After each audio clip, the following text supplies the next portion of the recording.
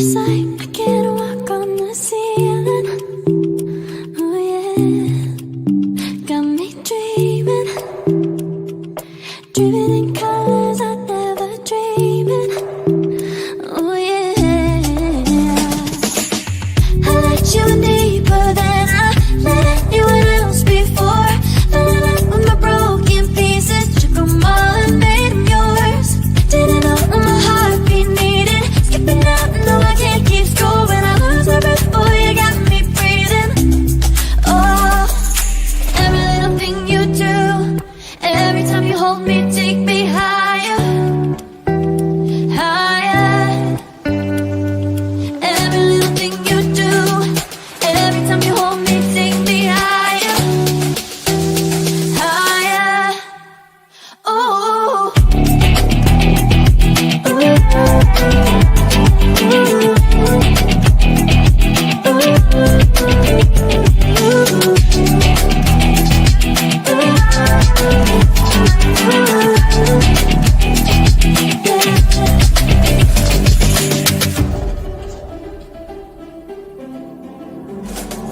magic. No, I'm never letting go. Now that I have it with you. When you kiss me, it's like the stars fall out the sky onto my heart to cover up what I don't wanna show.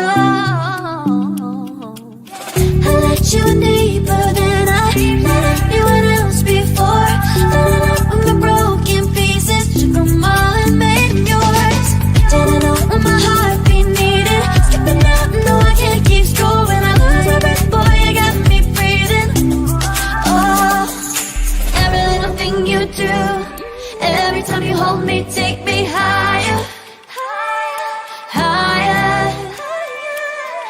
Every little thing you do, every time you hold me, take me higher, higher. Oh, you take me higher, you take me higher, baby, you take me higher, you take me higher, baby, you take me higher, you take me higher, baby, you take me higher, yeah, you take me higher, baby.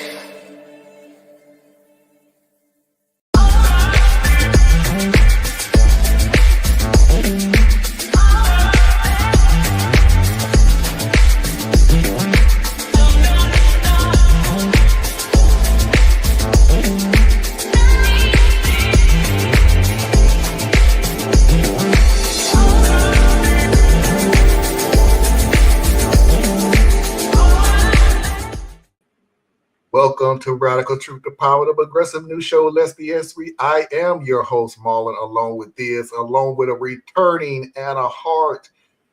On today's show, if you wasn't here yesterday, I'll explain the concept. One, still not in a great mood.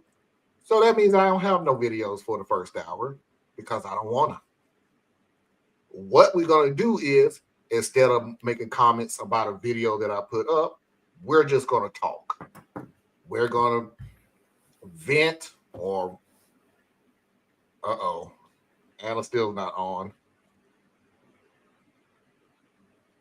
Oh, Anna, if you can hear me, you frozen and not moving.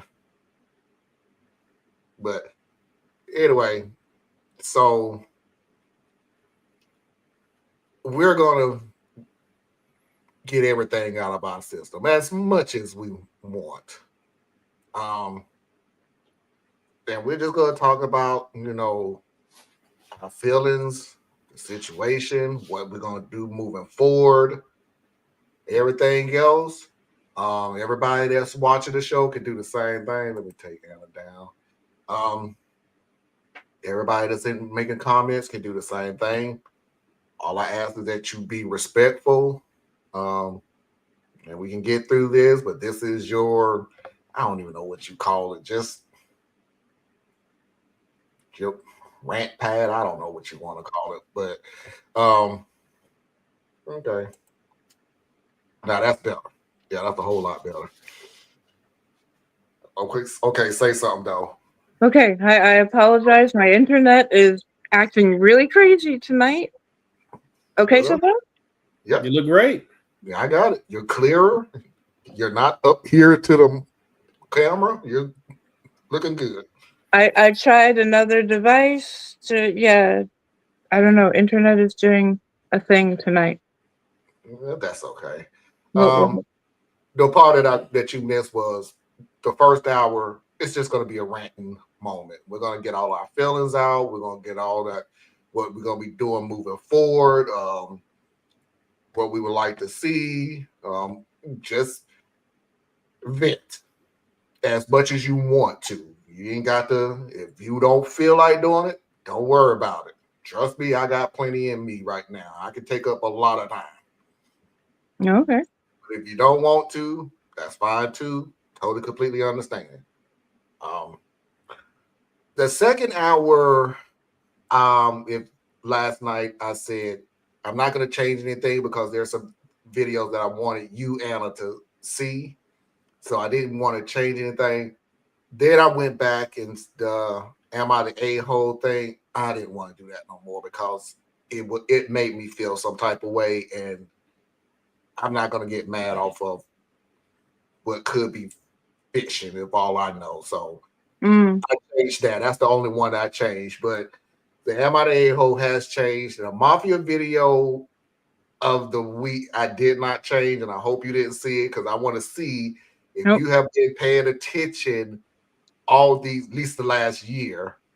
And that's all I'm going to say is, have you been paying attention? Because that's how I gave it to everybody else. The positive story of the week is just funny. Is not something that just has to be positive. It was just funny.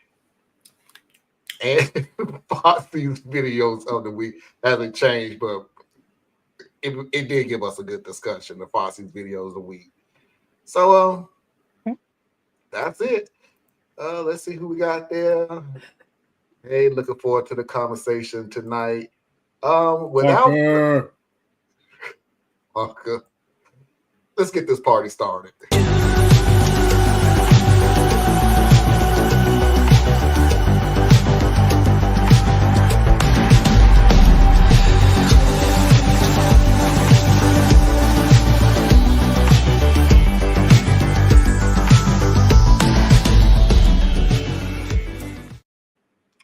So first, before we even get into what we want to talk about, Anna, you have the floor. I have the floor. Because you wanted to explain what happened last night, even though I really don't think you have to, but you think it's important. So go ahead and you have the floor. Yeah, it is important to me to explain what goes on in this brain sometimes. I am surprised that I didn't let much shine through to the camera. I started having spasms about halfway through the first hour,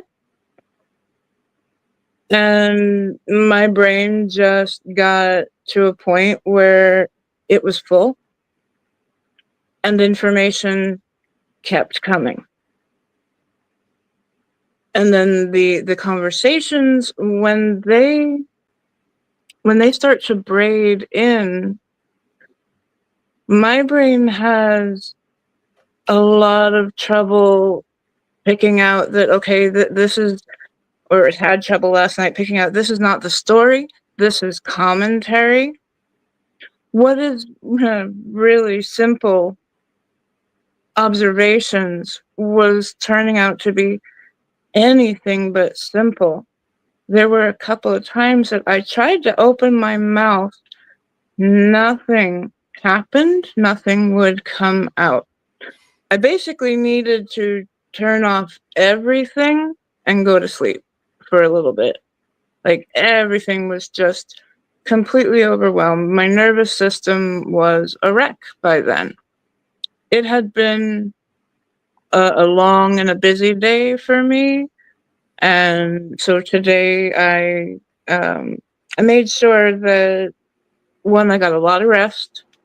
Two, I got some good food with some electrolytes and stuff in it, so that I'm a little more. I'm taking better care of myself today than I was yesterday. So yeah, it is, like I said, it's important for me to explain this is what happens, because it is a mission of mine to show people what it's like to live with neuroborreliosis. This is bacteria that's swimming about in my brain, and it can cause everything from a little misfire to a complete volcanic shutdown. So you guys saw the more calm volcanic shutdown. So because you had been a part of it, but I want you to also know, like, there is absolutely no blame that does not go to the bacteria. You know, they are the not welcome little buggers. They are the cause of what goes wrong. So, you know, even though the story that we were looking at, it was emotional, because yeah, I don't know of any female friend of mine who does not have a story of stalking. Okay, I know. I'm a little eh. So, yeah, I just wanted to explain. Thank you for the floor. And I hope to do better. I can say I'm sorry that happened, Anna. It's, Thank you, Parker. It sucks. It does suck. And it's scary at the time. Because for somebody who is so used to being able to dig into the brain and reach to 23 different things, having nothing. Ooh. Well, I appreciate you sharing it, because it's important to me, because a lot of times people have trouble um, being aware or maintaining awareness of a disability that doesn't show up the way you think it should. Right. You know, and you being so transparent and sharing, I think that really helps people. You know, so I appreciate that, and I'm glad you're feeling better today. You know, because Thank you. I thought you were just feeling just a little bit under the weather, because you look like you normally do when you're just exhausted and yeah, you know. Mhm. I just thought it was you're tired, and I've been with you at this for 4 years, and I know when you get the look, so to speak, of when you're just tired and you're done, just like, yeah, I'm out of here. Bye. And I was like, it's coming. It's gonna come. Mhm. And there she goes. And like I said, no problem whatsoever. I am never going to force you two to come on a free show. For now. For now. Still don't know how much you're going to get paid, but someday. Mhm. All right, Thea, so you has the floor. But I ain't got a whole lot, man. I guess one thing I would say, I don't know, are we already kind of like in our talking and sharing and all that good stuff, or is this just, hey, I'm having a pretty good day, everything's all right, I don't have much to report? We're going back to the talking and the sharing and the, Oh, okay. So it hit me a little earlier today. Like I think I mentioned this yesterday. You know, everybody's kind of going through their process of everything with, you know, the change in recent events and stuff. And grieving and processing looks different to different people. Mhm. And I am notorious for being very sensitive to people, but being incredibly impatient. Right. So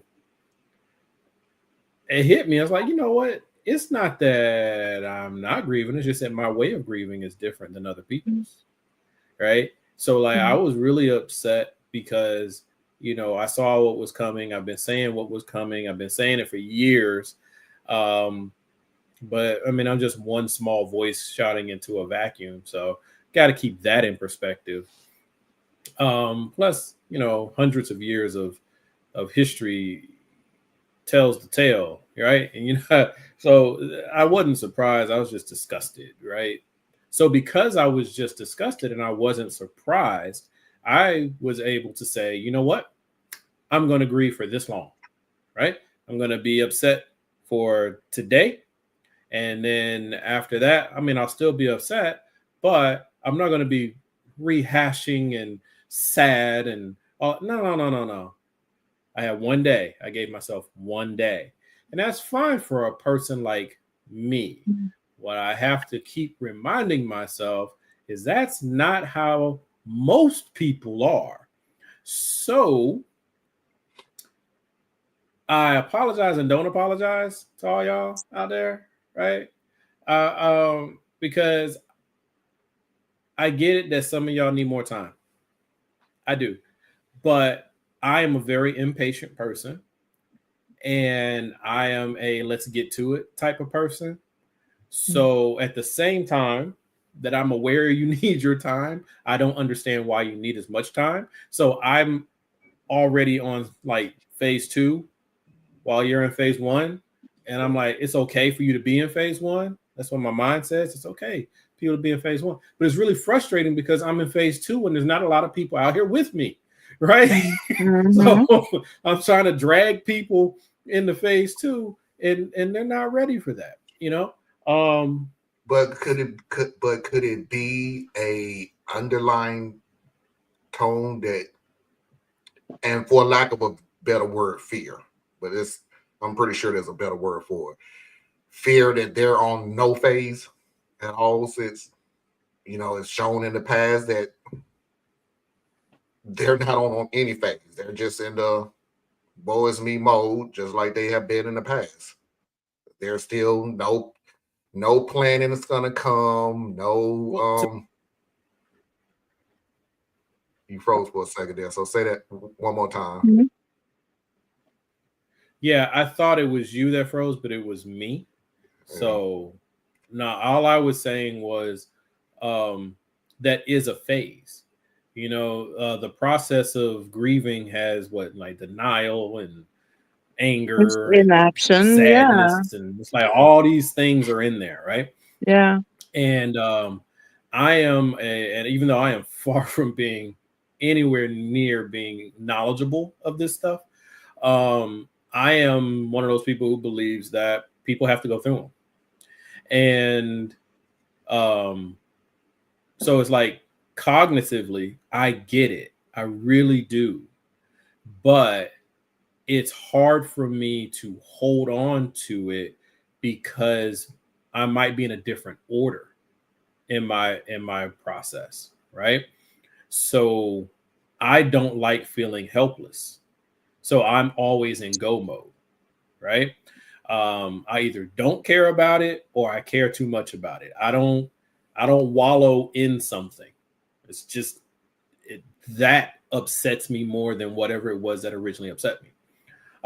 So people who I think are just kind of stuck in their woe is me right now, yeah, that annoys me. It's always annoyed me, but that's because I'm an android, right? So I get people need their time.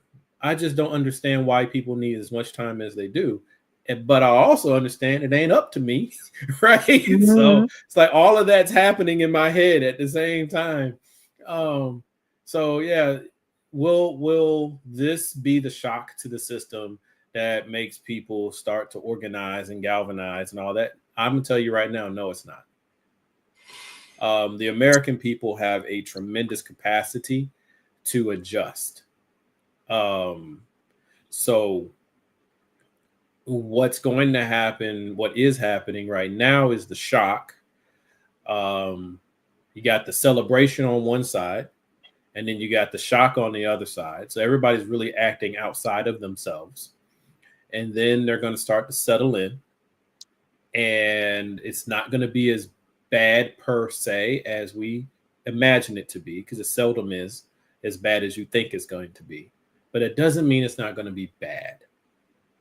So there's going to be a tendency I see within my community, which is where I am centered, and where I'm even more centered in now than I was during the election cycle. I'm just back where I was before the election cycle, honestly. That's just what it is. But we're going to have some struggles because within our community, we are not on the top of the list of those who are to be isolated and punished and treated disrespectfully and unfairly. We're going to deal with a lot of racism. We're already dealing with a spike in racism right now. But as far as direct, hard impact, we're towards the end of the line. Okay. Trump did not spend much time insulting and attacking us. He did some insulting, but he didn't really attack us. Right. So what we're going to have to deal with is a lot of that apathy and a lot of that ambivalence that you think that you're safer than you are. But it's just that we're fourth in line instead of being first in line. Like we're used to being first and second in line. And here we're fourth. So you're watching the same power dynamics that always play out yet again. Well, he ain't talking about me, right? That kind of thing going on. And it's true. They're not talking about you until they get to you. Right. In the meantime, I'm more concerned about us because we have work to do. Right. I don't think we're in a position to exercise leverage, and our cohesion is in total disarray. There's just things we have to do as a community to become a community. And that's where I want to spend my energy. Yes, I have a lot of talents and skills and mindsets that would allow me, I think, to be very effective working across the different ethnic groups, working across different interest groups and things like that, because I can see them. I just don't feel like spending my time there because right now it's like we got to get stronger so that when we come to the table, more empowered and more as equals, as opposed to this big fractured group just showing up at the table, right?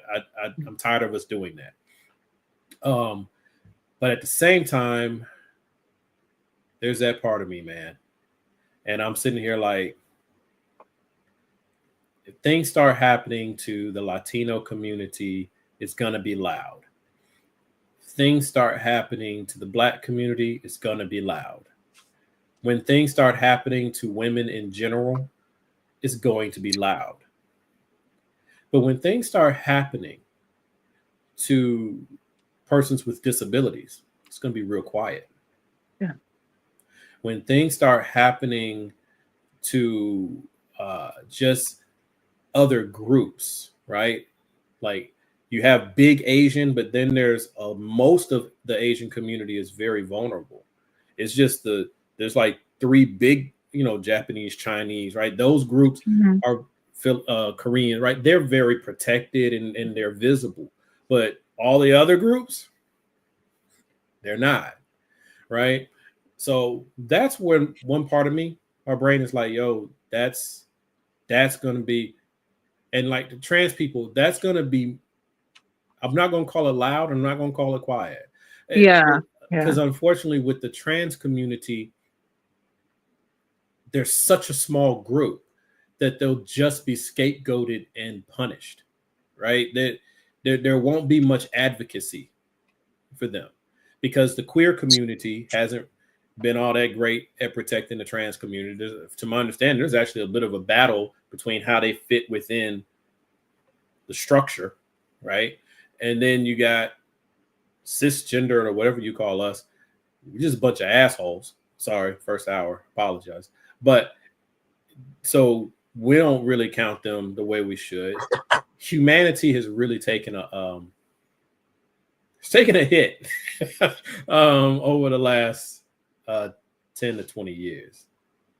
But yeah, that's kind of, but I need to yield the floor. So okay, then I'll take this one. I'm not sure if you heard, but Inauguration Day is also on MLK Day this year, January 20th. And I can tell you off the bat, Parker, since Jan 6, try not to say that fast, since the insurrection, I'm not shocked at anything these people do ever. Actually, it's poetic. Yeah. Yeah. I'm not shocked. And if you don't believe that they'll use this as a little banner, as a talking point, I'm ready to see that come too. I'm not shocked anymore, ever. This is why I'm saying that I can't get mad at the enemy for doing enemy things. It's like, why are you so upset or shocked or you can't believe? This group has shown you that they're willing to do whatever it takes. Shattered realities, bro. Well, poor baby. No, They've shown you there. I'm sorry, Theus. I'm not saying that they did small things here and there. I'm saying these people have done the most horrendous things you can think of, and people are still, every time there's something new, oh my God, I can't believe. Why? Why are you still not believing this? They will do this. So I have an answer for that, though. Do an inauguration for Trump or Martin Luther King's birthday? Yes.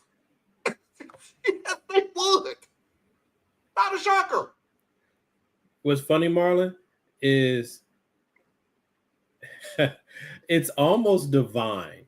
Like this election series is almost enough to make me be like, well, maybe I'm wrong about this religious thing, right? Because it's like it's divine providence, yo. All right. We got this guy who has said everything and done everything under the sun that would normally just make everybody like, ooh, right? You would be instantly ineligible. No, right? You're a womanizer. You're a sexual abuser. You steal from charities. You cavort with foreign dictators. You plausibly have blood on your hands from multiple people being killed, and yet you are the standard bearer of Christianity right now in America, right? You are the figurehead of white America specifically, and you've been shot at. They've tried to bankrupt you. They kept you in court as at the same time you're running for president. And you're still rich and you're still popular and you still, it's like, if you really kind of look at it, now this is where people really ain't gonna ride like where I'm about to go. You really look at it, he might be God's man. It's just that we don't understand God. You know what I'm saying? Like there's people who think, right, well, God's just using him to usher us towards the end days. Okay, those people, maybe you're right, maybe you're wrong. I don't know. But I'm looking at who keeps winning across human history. It's bad guys. So, what we call the bad guys. Mm. So maybe God's on their side. Maybe they're meant to have dominion. This is a thought exercise. I'm not saying this is what it is, but I'm just saying maybe they're the ones God is repping for. And we are going against God's plan, which is why they keep conquering their enemies. Because God said they're supposed to have it. I'm just saying, if you flip this bad boy over, it's sitting right there in front of you, right? But then the other thing you were saying, I share your frustration with the masses. But I understand, right? And that's probably why I get so annoyed. It's because I understand. If I'll use the no, I'll stick with this because the other one will probably piss me off. All right, so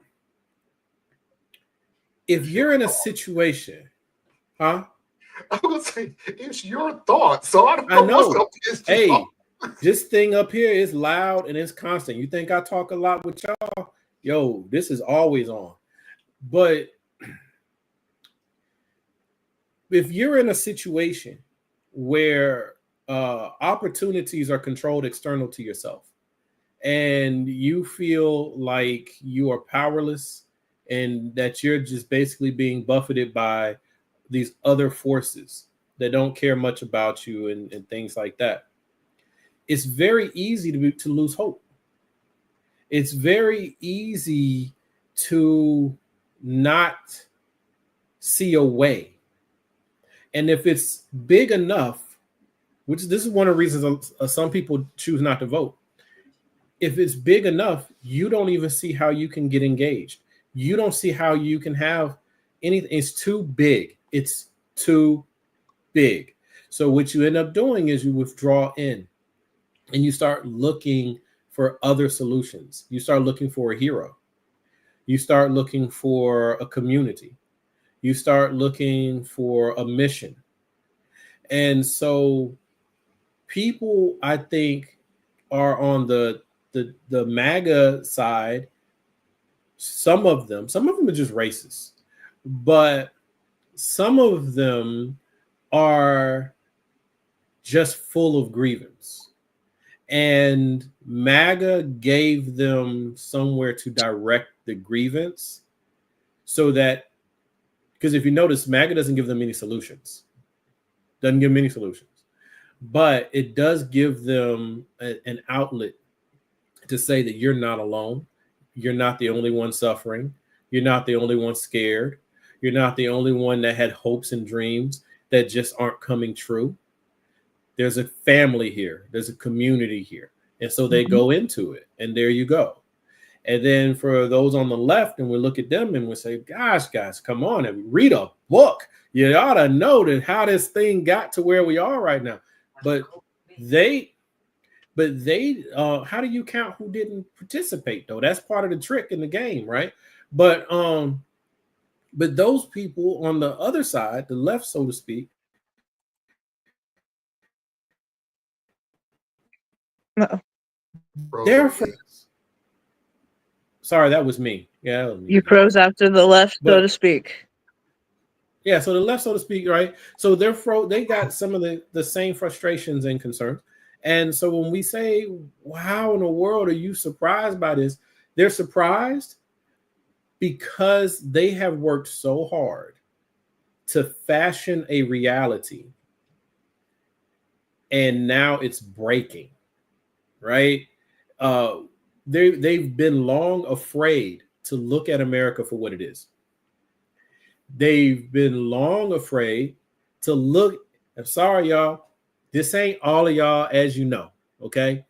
But white America, European Americans, as a collective, right? As a collective, have been horrible towards all members of the out group, okay?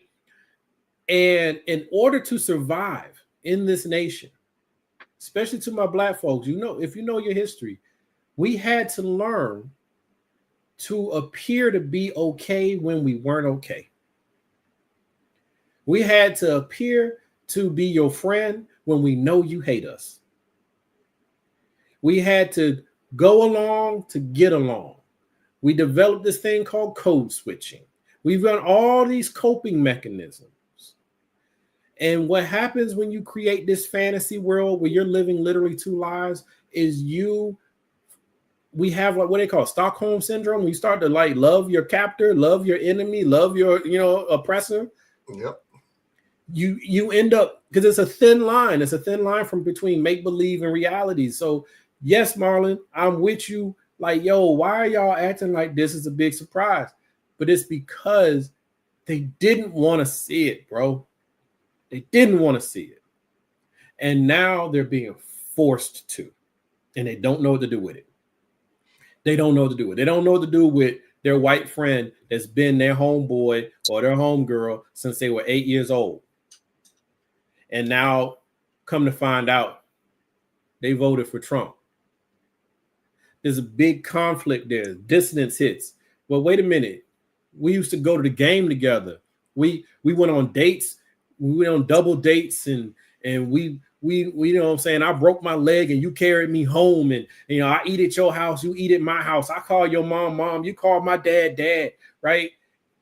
And yet you vote for someone who is okay with my oppression and my degradation. That's hard, bro. And people are running into that right now. They don't know how to handle it. You know? All right, Hannah, what you got? Well, I have a couple of things. So, one thing that in my locality, the queer community is doing is we are trying to get over the internal BS and to say, if you come after one of us, you come after all of us. And so there is a push, a very vocal one where I live, for people to do better just within our own sphere, our own existence. As a woman, I feel like my time for the oh my god, I can't believe it, that came and went with Roe.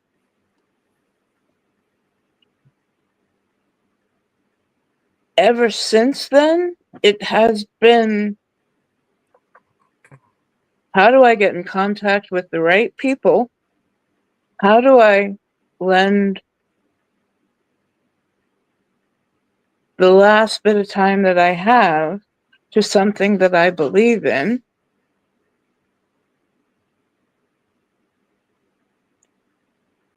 You know, I figured out how to do that, and this has just made me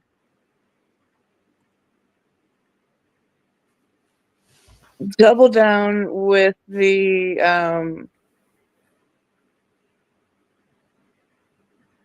preparations. It's going to get worse than it already is. I live in a fairly safe blue state, and that in itself is a radical existence against what is going to come. But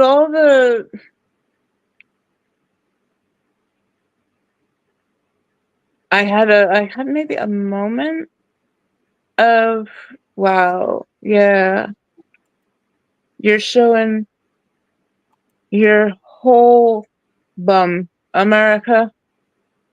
You're not just giving a little cheek, you're showing all.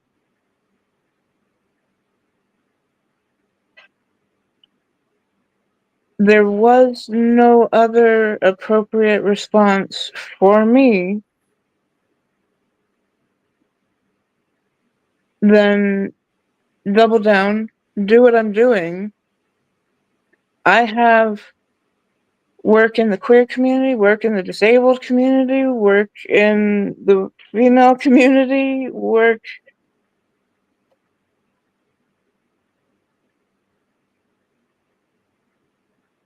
and then coming here and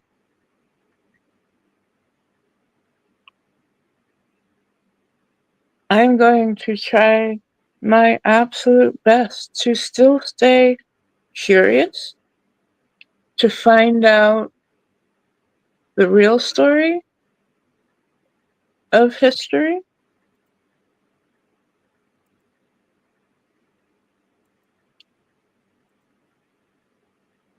The other thing was that for me, again, I can only give you a personal look at this. I said, what was it about his first term that if I could now go into his second term mindfully, what would I like to change?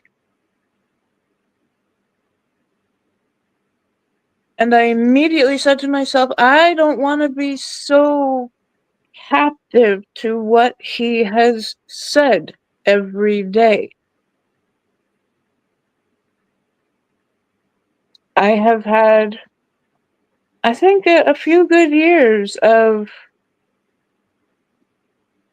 advocating for that position within my family to say, look, it does not matter what he says, every little quote. It does, we don't have to take that in. We will still be aware of what's going on. Sure, we will still hear a lot of stuff. I can't do my kind of work without staying somewhat current. So I can change very much how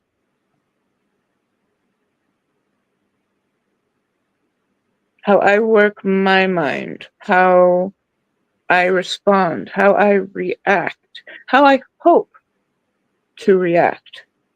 I know I'm going to have moments where I, mess that one up, hope to do better tomorrow. That will happen. I do try to be very forgiving with myself, it's not always, but I try.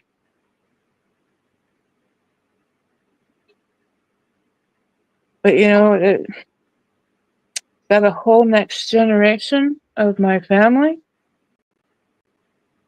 I still want to bring them up to be the absolute best people that I can help them be. That will still be a main driver in about everything I do. I have had some serious talks with my nieces, especially. Not that the talk isn't there with my nephews, but they're the ones who are feeling right now vulnerable.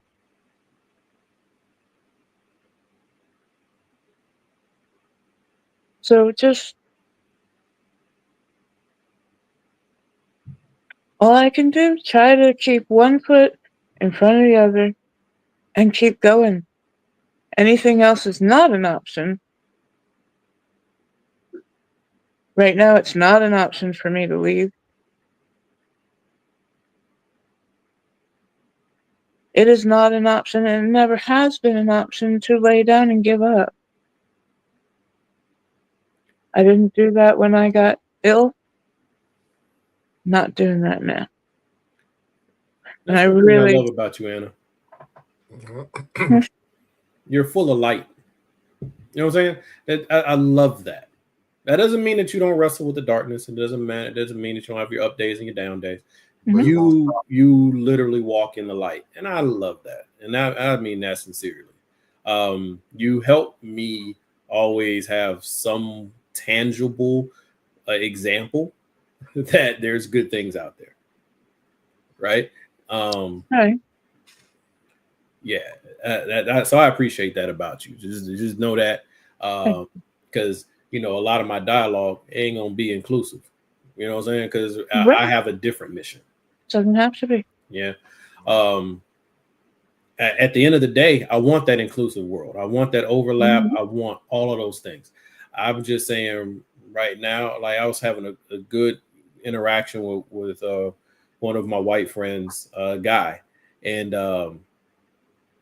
it's like I was trying to explain. He understands a lot of things. Smart guy, but I was trying to explain to him that while he can speak of hope, and he can speak of let's get through these 4 years, and he can speak of how people who voted for Trump They're not necessarily bad people and things like that. I was trying to explain to him all of that can be true and be 100% irrelevant to me. Yeah. Because in the world that I inhabit, I don't live in the same world, right? I just don't. And my community has never been afforded the opportunity to live in the same world. We have parts of our worlds that overlap, but we do not live the same existence, right? So I'm responsible for people. I'm the one who has to explain to these girls that not only is it going to be harder for you as a woman, it's going to be harder for you being Black. So you got a double whammy. And I got to help try to protect you and help you keep hope and faith and planning and all of that.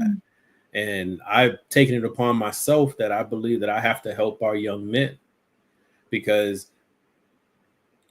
just making it out of your 20s as a Black male without a prison engagement, without being seriously injured or killed, that's an accomplishment. That should never be a damn accomplishment, but it is. Yeah. So I have to go into the dark, right? Because I can't hang out here anymore. So yeah, so I just want to let you know, I appreciate that about you. And I appreciate that about Marlon too. Marlon is much more balanced than I am. And I really appreciate that about him as well. But yeah, it's just funny to me, and this isn't about what you said, but it's about what I keep hearing about, hopefully it's just be 4 years or we'll get through this moment. And I'm like, do people truly understand that it's only been one lifetime, just one. My grandparents, some of us still have grandparents, blessed that you do. All of mine have gone on now. But that's how long ago this was. 59 years ago, we got our right to vote in this country. 59 years. That's not a long time. It has been the distance between MAGA's grandparents and MAGA's grandchildren to take. Goodness gracious, come on. Yeah. But I'm sorry.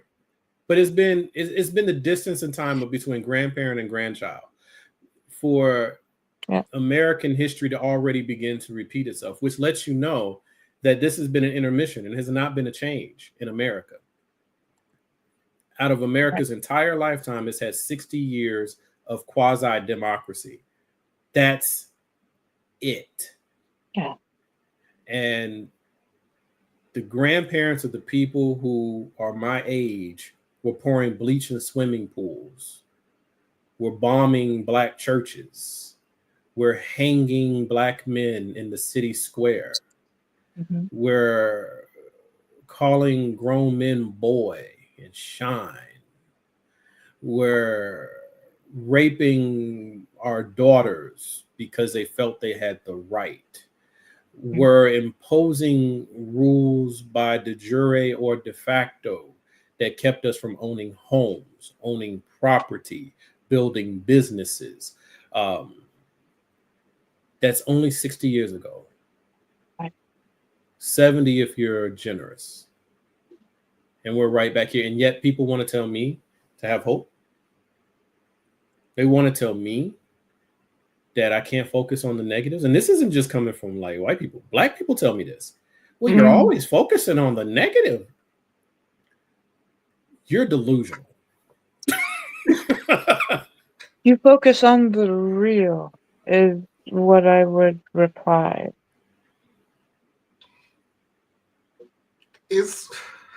I'm sorry. And that's something I've always appreciated about you, that you have not been You've not tried to make it light. Whether for my sake, for the audience's sake, you've told it how it is. That is brave. And I can see where you're brave because you have to be. And I don't get through this 4 years, and that's the start. The one last thing that I would say is this has been, what do they call it? The nail in the coffin. Clinked in of any kind of American dream that has been tried to be sold to me.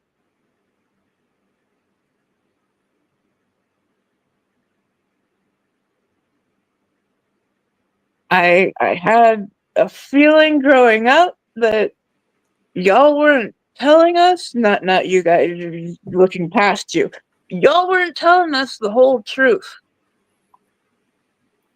A lot of us knew that. And then we go to books and we find, life has been... Sorry, Marlon. We're still in the first hour. Life here has been fucked for several peoples.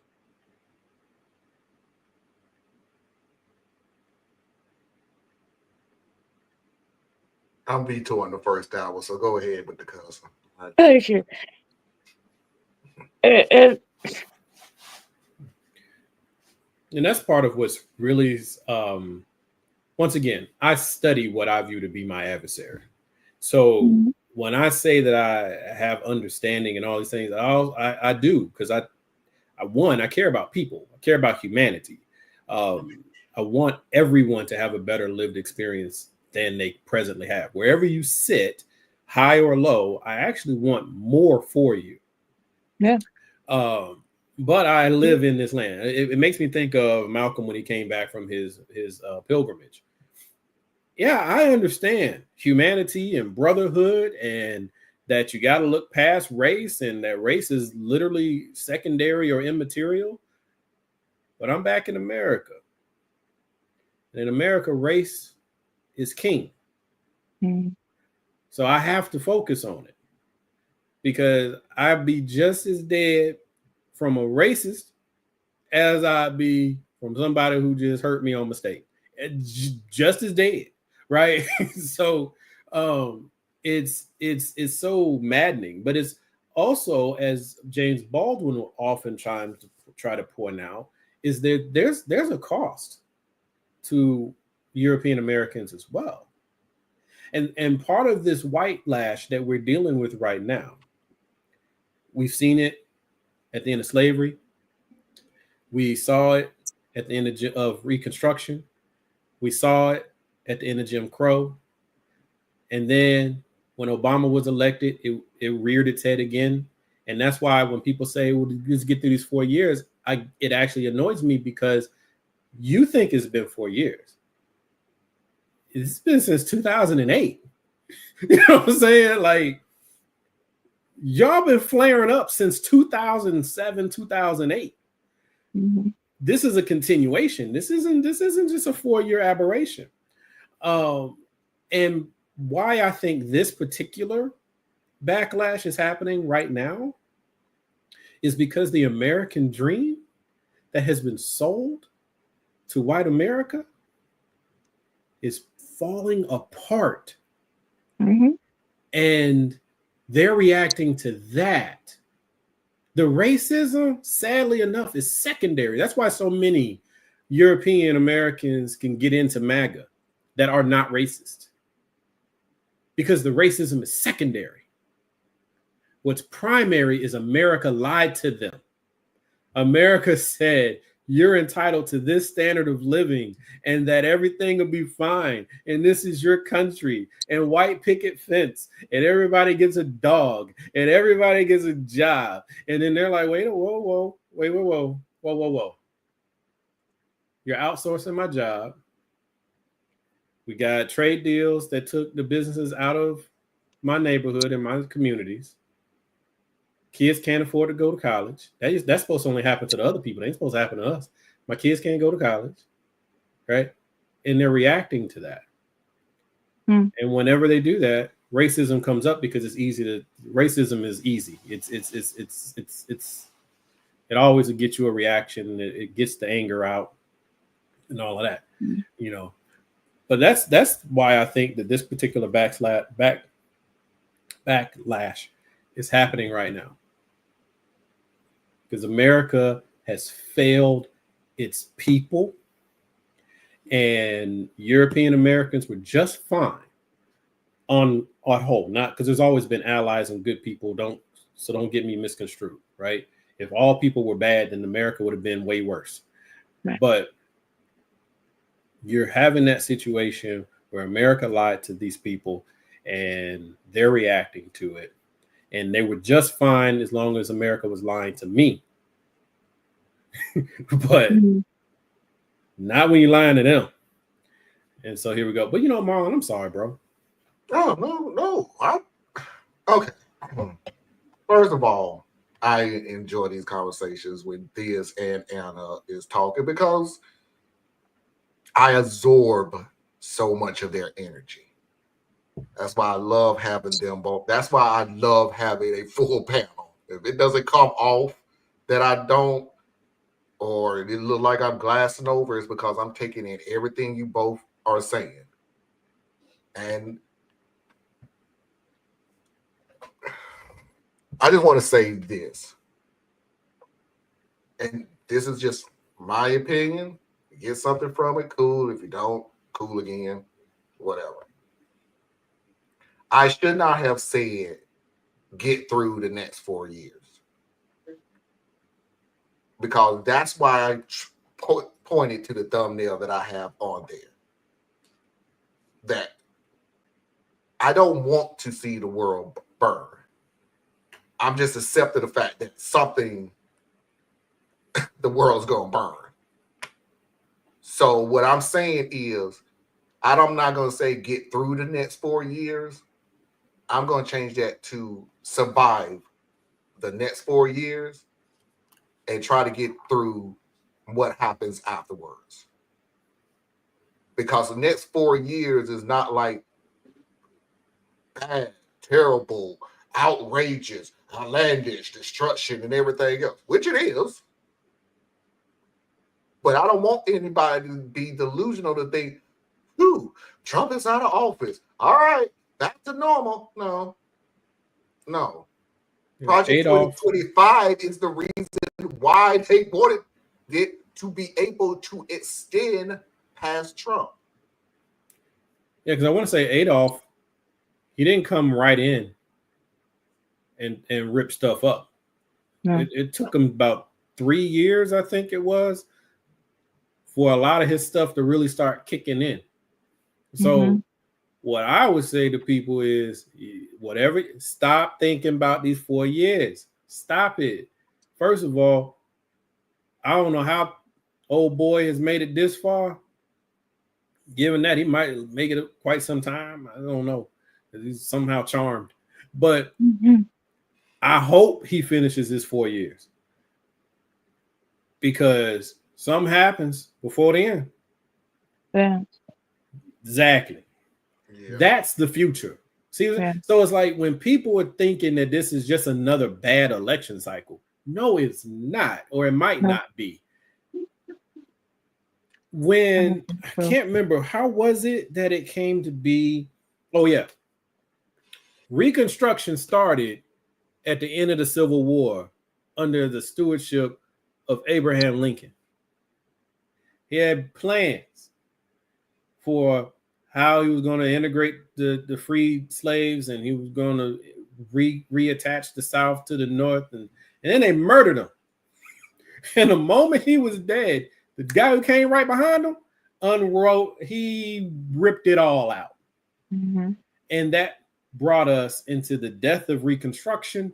And then you look at what happened coming forward with the Civil Rights era. They wiped out the Kennedys, they wiped out all these people, and then we had that chaos. So it's like, this isn't just another bad election cycle by chance.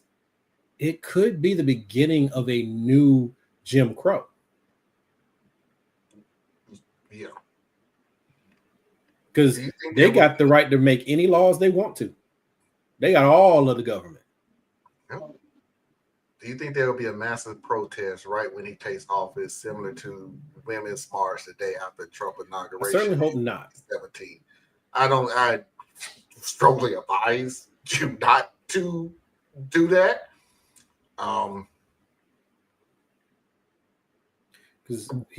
at the same time, I don't know. I mean, I've been told I don't control people, so yeah, I for me. Well, so here's the thing. There's one train of thought which I do understand and agree with that says you do not unilaterally give in, right? You don't begin to comply before you were even being demanded to comply. So I get that. The reason why I say I hope there's not massive protests and riots and all that stuff when he's inaugurated is because he's already been president before. So he understands the keys of power that he has. Yeah. And they've been planning for this for quite some time. So I would prefer that if you're going to have these massive protests and things like that, you need to be more like an insurgency where you don't do it the day that they expect it. You do it when it makes the most kinetic value for you to do it, right? So that might be 3 days after he's inaugurated. That might be a month after he's inaugurated. I don't know, because I ain't with that stuff. That's not my move. But if you do these things on the day of, it's predictable, it's expected, and it gives him an excuse. What he wants more than anything else, I believe, is to go ahead and say, look at all this chaos. We have to put in martial law. There we go. And that's why I said I advise against it, especially on inauguration day. Don't block me, which, Tracy, if I haven't blocked you by now, I'm not. Don't block me, but what's next? How do people fight back? No offense, but that is what I am not hearing. Well, I'm going to tell you one thing, Tracy, what we've been saying for years. Come up with a plan first.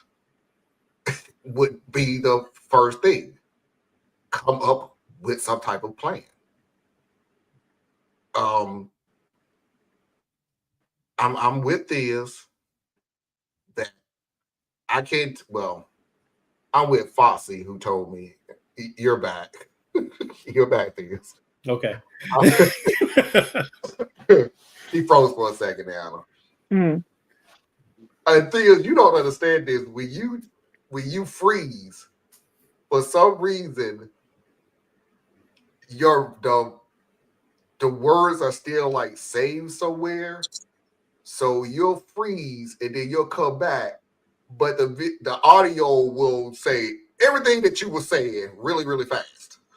Oh, yeah. So it's like, sorry about that. It's like it's great entertainment for me because I try to read your lips and try to figure out what you just said. So I don't know. Keep up the good work. I don't know what to say after saying that. But my point is, the best thing that we can do is, what is it that we want?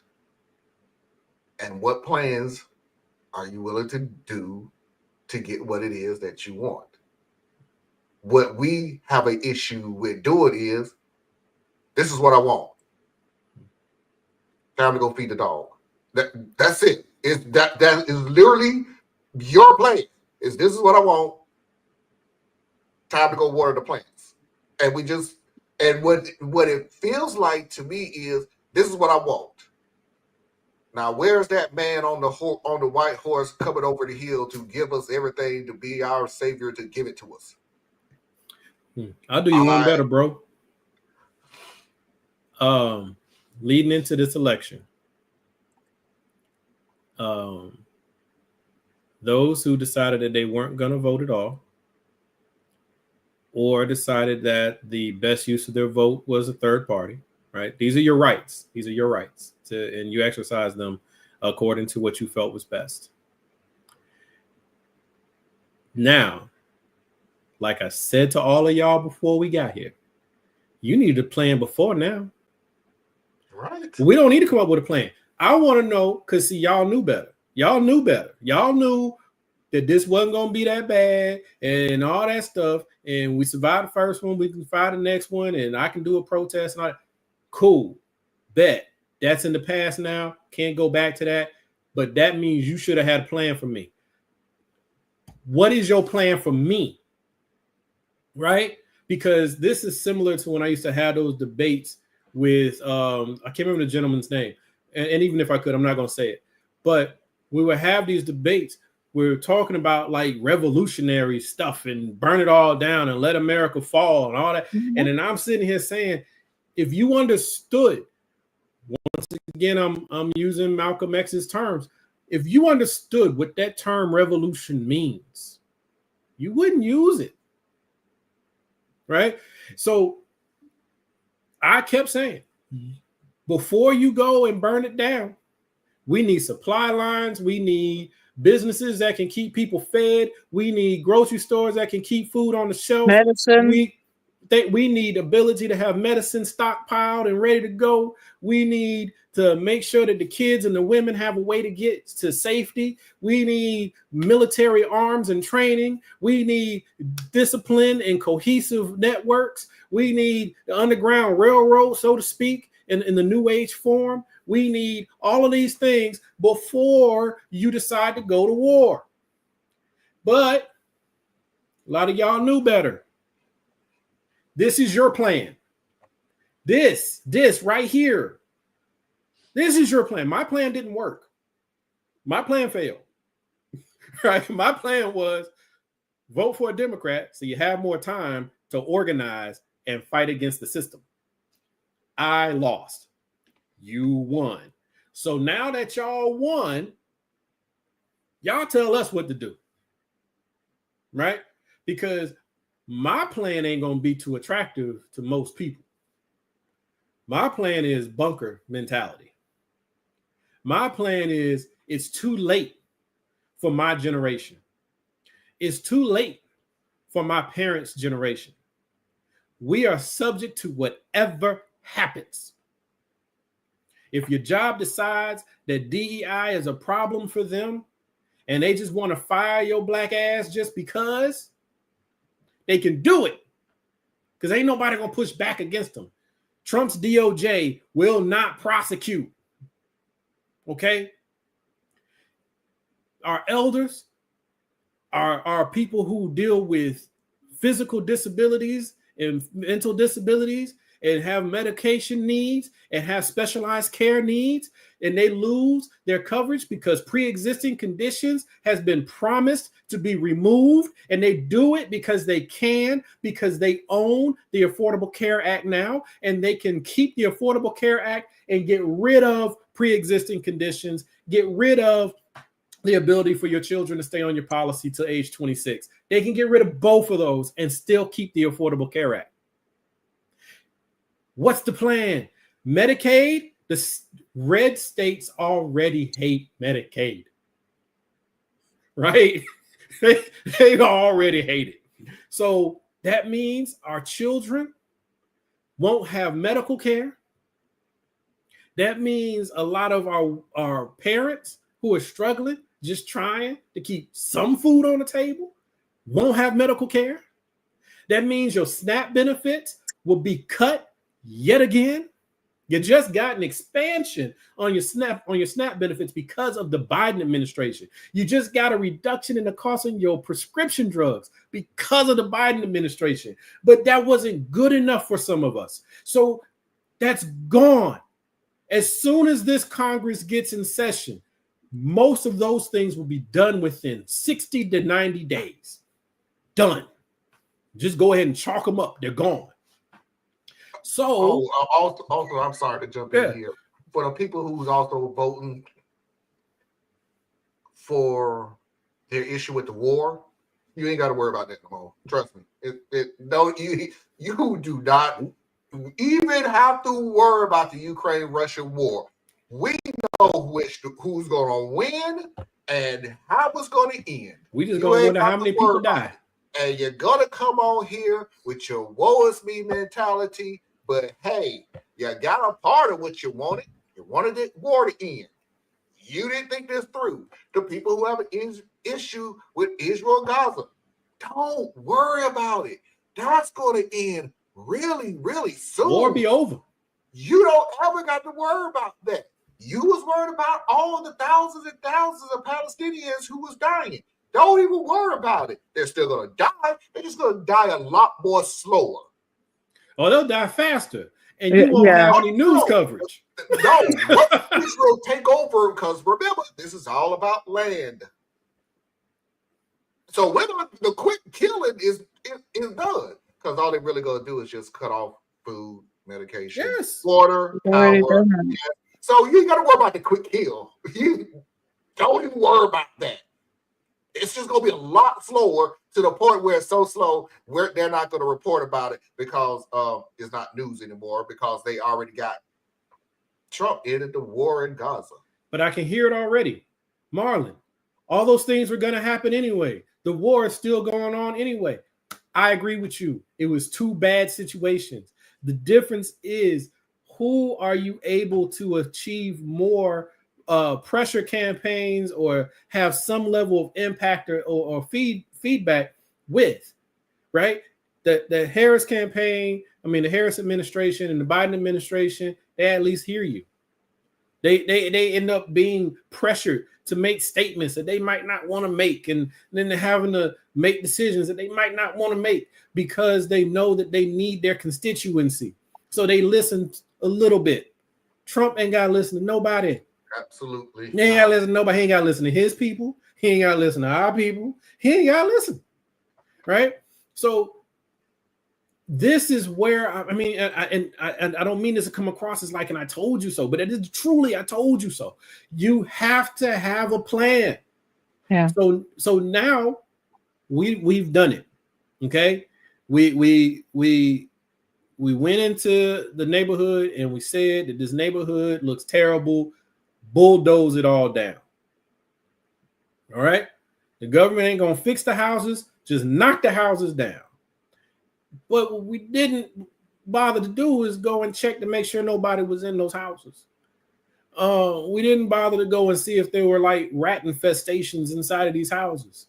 So when we knock the buildings down, the rats come out, and the people who were seeking shelter in there, they die, and all these things because you didn't have a plan. So now here we are in the midst of, well, it's not even the midst. It ain't really started yet because Biden's still president. But the chaos is on the doorstep. And how do we fight back? I think that's a fair question, Tracy. I really do. I think it's a very fair question. I just think that was a question that should have been asked before people made protest votes. I just, 0.1% voted third party, and then we got the people who say they didn't vote at all and all this different thing. The reality is, and this is what I would definitely give you, Tracy, white America is who voted Trump in. And a sizable part of the Latino vote. They are the ones to blame. This is on them. But that doesn't absolve any of us for what we do, right? I mean, it's still, you voted on your principles. Cool. Here we go, right? So now what I would like to hear, and I don't know, actually, you know what? I don't know if I want to hear it because I don't think it's really advisable or safe for those who seriously have plans to lay them out. Boom. That's Right. it. That's what I wanted to say. That if you are really serious about, okay, how do we fight back? You go and you look in your community. How can I help?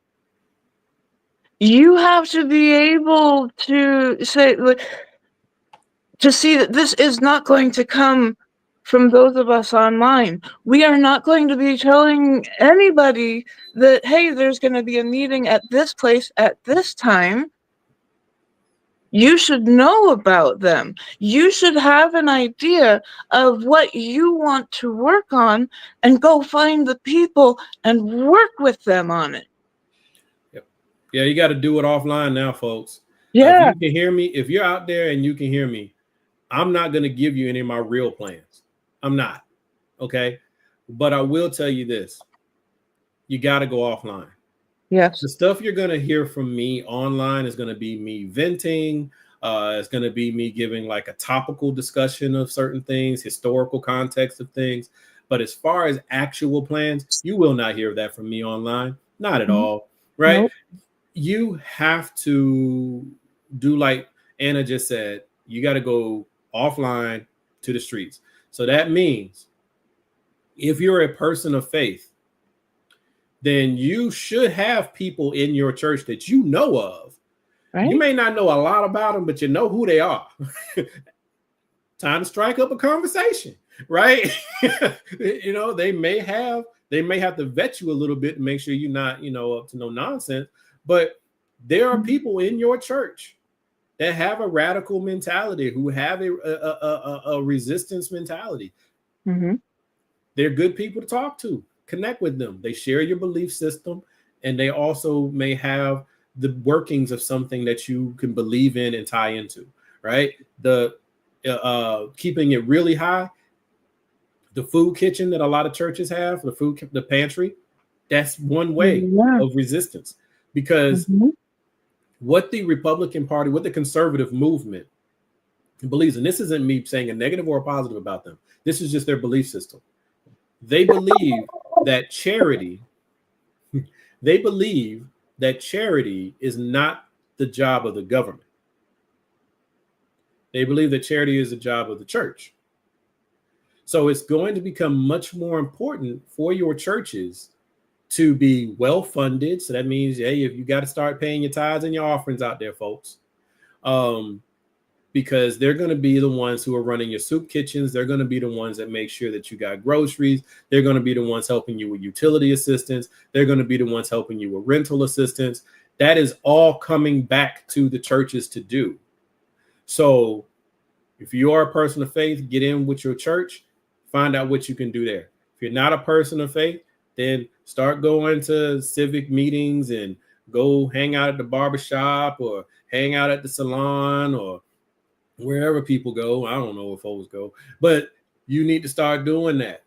Find like minds and do things. This isn't about building an army. This is about just being able to help each other make it through, right? The time for building a real movement in the public, that was, 3 months ago. That ended, right? That ended last week. You don't want to do your organizing online anymore. Don't do it. Please, y'all, don't do it. All right, everybody. That was our first hour. I think the experiment was successful. Yeah. I froze again. Oh, really? It didn't look like you frozen this time. But that was our first experimental just talk. I don't know where everybody's mindset is at. I don't know where everybody's heart at. I don't know where everybody's thought process is at. But just speaking for myself, I don't have that privilege to quit. So, I got to keep going. I'll tell y'all right now, I'm trying to get my money up. Yeah, I know. So get the hell out of the country. I know. All right, we're gonna go ahead and go to the second hour with Am I the A-hole? A Mafia video of the week, a positive story of the week, and of course, Foxy video of the week. 3-minute break to reboot and refresh, and we'll see everybody on the other side. Stay tuned.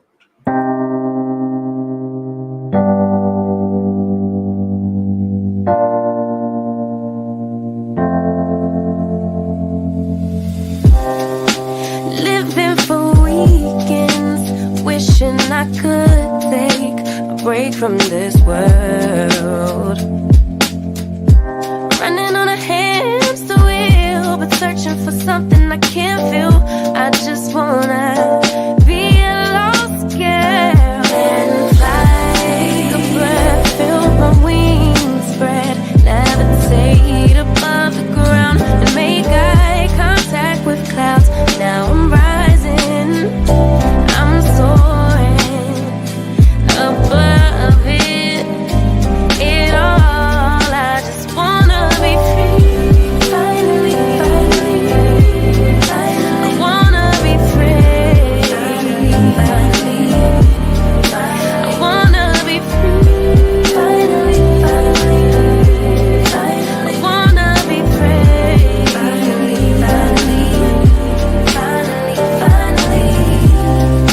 I always stay dreaming, never imagined I lose my spark. Living in this crazy time, putting back the pieces of my mind. I know how to run from the dark and fly. Take a breath, feel my wings spread, levitate into the clouds. I'm so high above the ground. I'm rising, I'm soaring above it all. I just wanna be free. Finally, I wanna be free. I wanna be free. I wanna be free.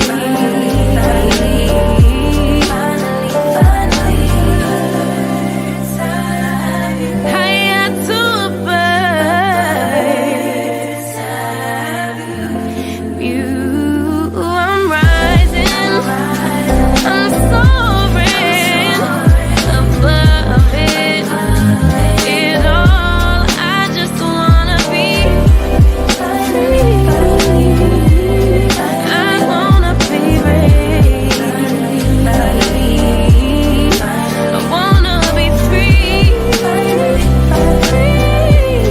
I wanna be free. Finally.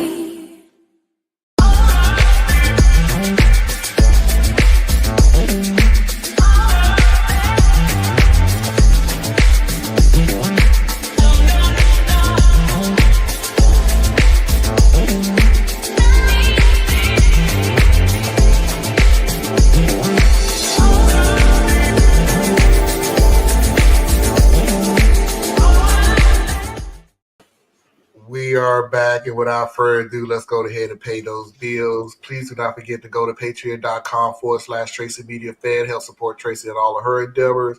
Please do not forget to go to Anna Hart's website, BorelliEtc.com. Learn something that you didn't think you need to know, but you should.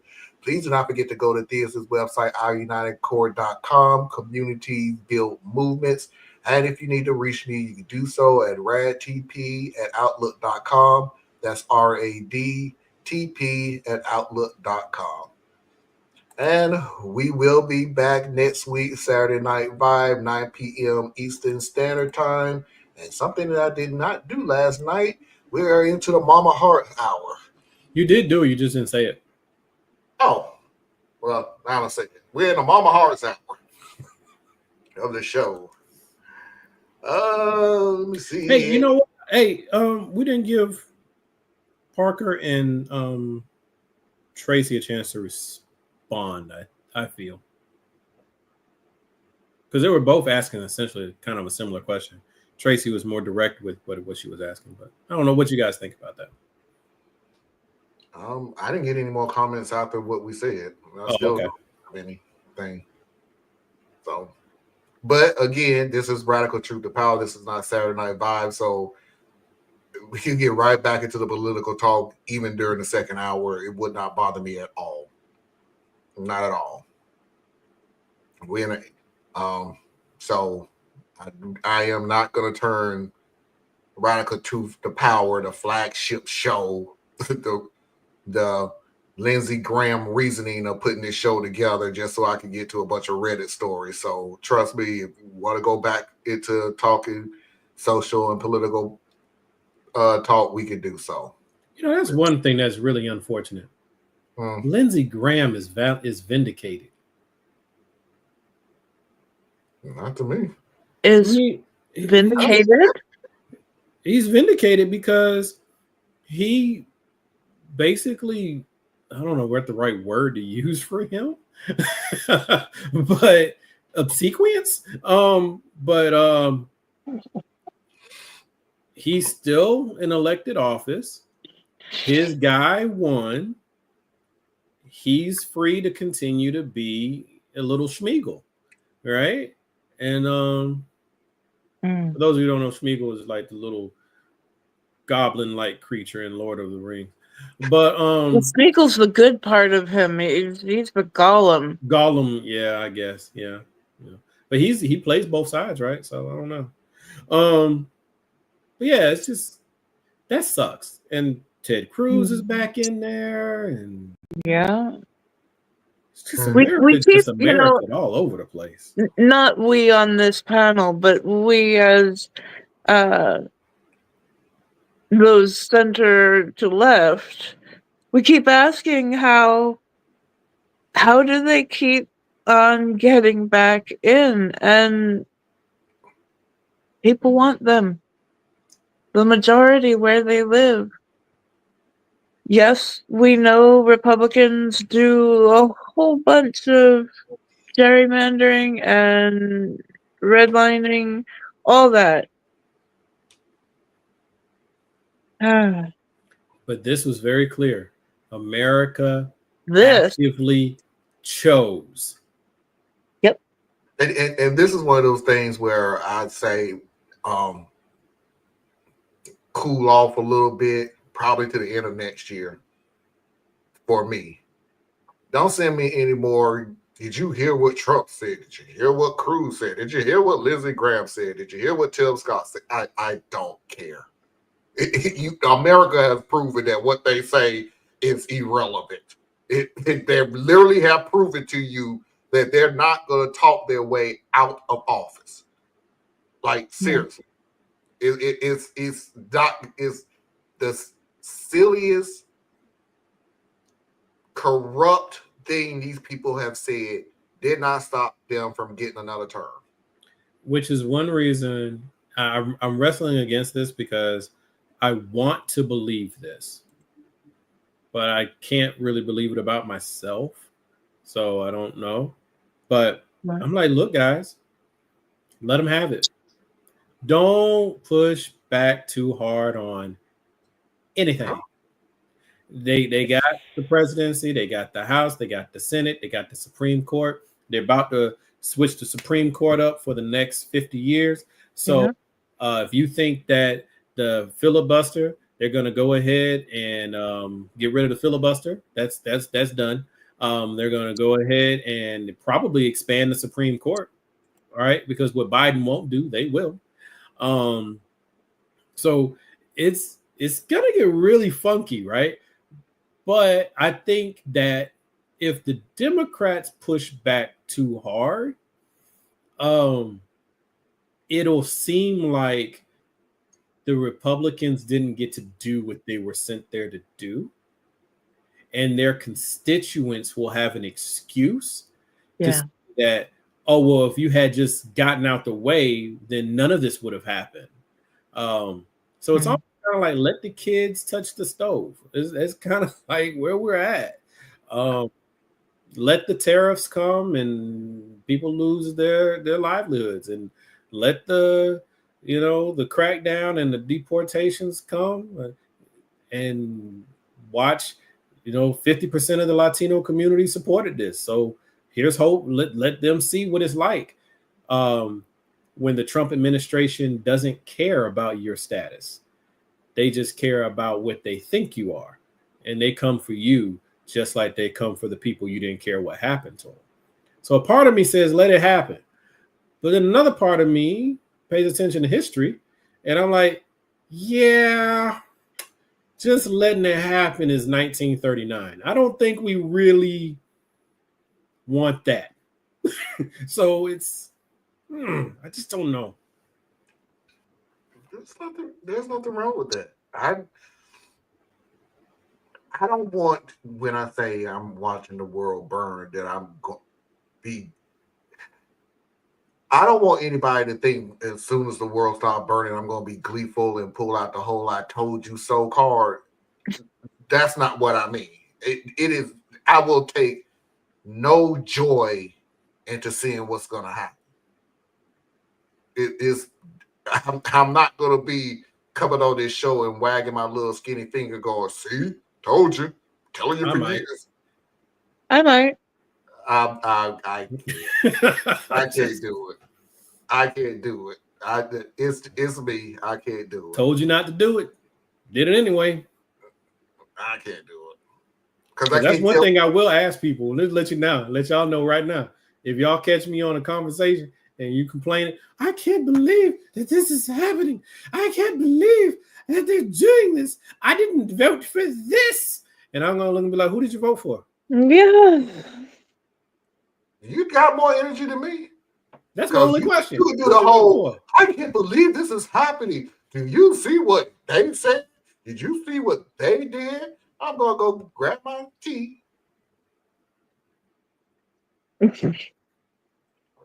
No, I'm looking at it like, for real. I'm like, who did you vote for? And the reason why I'm not going to get into a whole lot more than that is because it's not safe for me either.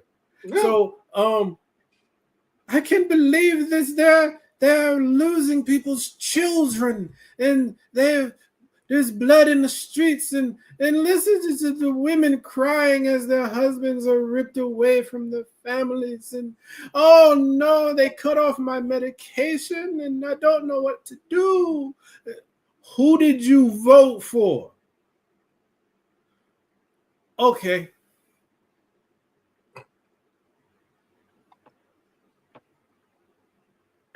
Inside, I'm crying though. I personally, if we took all of the third-party votes and added them to Kamala, it wouldn't have been enough. I put more of the square blame on the non-voters. Parker, a lot of what Theus was saying was not aimed at you. Oh, no, absolutely not.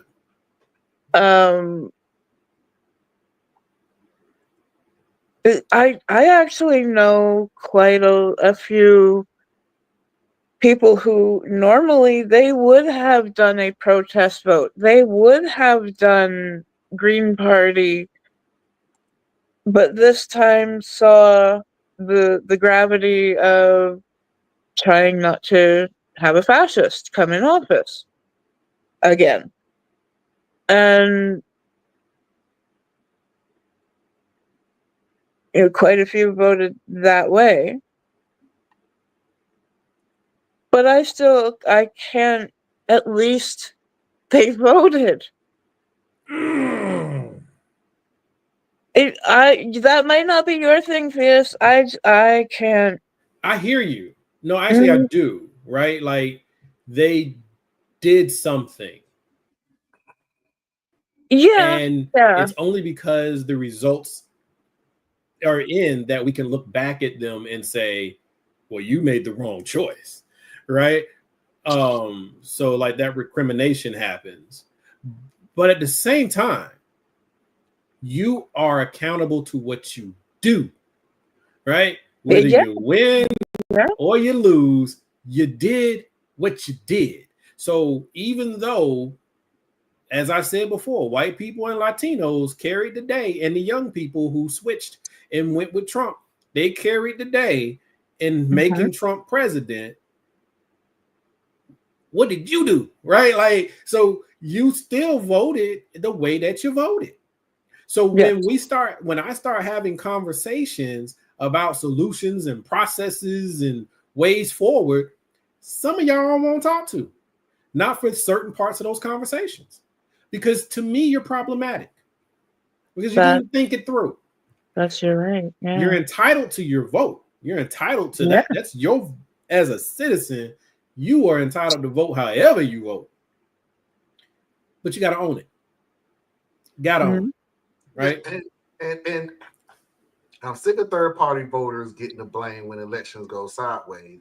I made my choice and I do not regret it. You're not getting the blame. Not blaming but, you. The numbers Jason, it's the same thing when we was talking about yesterday. You just don't want nobody to hold you accountable. You asked a very specific question. Wait a minute. Hold on. What do we do? What did you just say? That's the difference between when they say, well, the black votes would have came out. It's a blame game. We're not blaming you. You voted your conscience. I'm not blaming you at all. Do you? You have every right, but you have every right for now. But the consequence is still the consequence. It's not going to change. Nothing is going to change that. Yeah, my whole thing is like, it's not just with the third party vote or the non-voters, right? Because I can make a case for third party voters and I can make a case for non-voters because I understand why both of them do what they do. Mm-hmm. You still have to be accountable for what you do, though. It's like, it's so tiresome to me that people want to do whatever they want to do and be free of any criticism of the consequences. Mm-hmm. No, you have the right to make whatever decision you make, right? I made the decision to vote for Kamala for the reasons that I voted for Kamala. And that means I had to relax some of my standards in order to go vote for her, right? Same reason I voted for Biden. I don't like that dude. Now, I do actually like Kamala. I've grown to like her. I gave her a pretty bum rap first go around because my chosen candidate was Elizabeth Warren. I keep saying that. I wish she had won. She didn't win. I lost that one too, right? But you have to own it, right? Like, how do people really think as adults that they can make decisions and no one can question the decisions that they make? That's not fair. You know, you made the decision. Like you said, you have no regrets. I'm not asking you to have any regrets. I'm just saying own it. So that when I have a conversation, let's say we were in closer connection, like we were like physically in the same area, and we were having discussions on how to plan for the next election or whatever. There may be conversations I just don't want to have with you because the way that you approach politics is in conflict with how I approach politics. But if we're talking about universal health care, that I might come to you because I consider you to be a subject matter expert in that area, right? So there's certain conversations you end up getting opted out of because it'd be too much tension. We would spend so much time trying to convince each other why one of us were right or justified or wrong and not get to working on the thing, you know? We are all in charge of ourselves.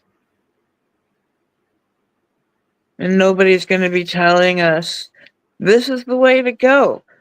Here, go take those stairs to the left. There is no guide. Got to feel it out yourself. You made the best decision that you can make.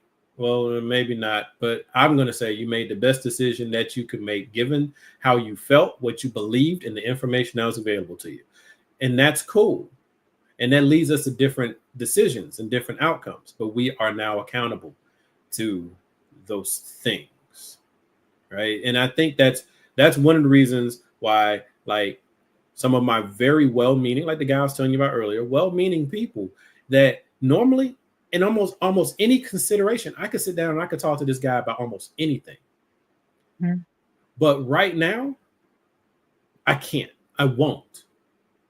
Because the things that I need to focus on, he becomes a distraction. right? Mhm. It's Mhm. not about him personally. It's about the decisions and stances and places that you find yourself are in opposition to some of the goals that I've set that I have to work on. So that's kind of where that part comes in. So yeah, I'm gonna criticize third parties because it's the same criticism I had before the election. It's the exact same criticism, right? So now what I would like to see, well, I don't care if you do it or not, but I would imagine it'd be nice to see is some of that work that some of you guys were talking about. Mhm. Getting a stronger party, getting a stronger candidate. Start now, raising the money and building the networks, start now, right now. Wherever ranked choice voting was up for an option this time, it failed. It failed in Colorado. We have work to do. Yes. And the Muslim community told the DNC genocide was their red line, almost 500,000 over several states. And that's why and they're going to be held to their consequences. And that's what I said at the beginning. You ain't got to worry about it no more. You ain't got to worry about what's going to happen because it's going to happen. You got what you wanted. That was your red line. You stood on it. Mm-hmm. Whether you voted or you voted for Trump, you now get what's coming. And they're going to be standing right there saying, just like everybody else for their own particular issues, I didn't vote for this. You kind of did. You did.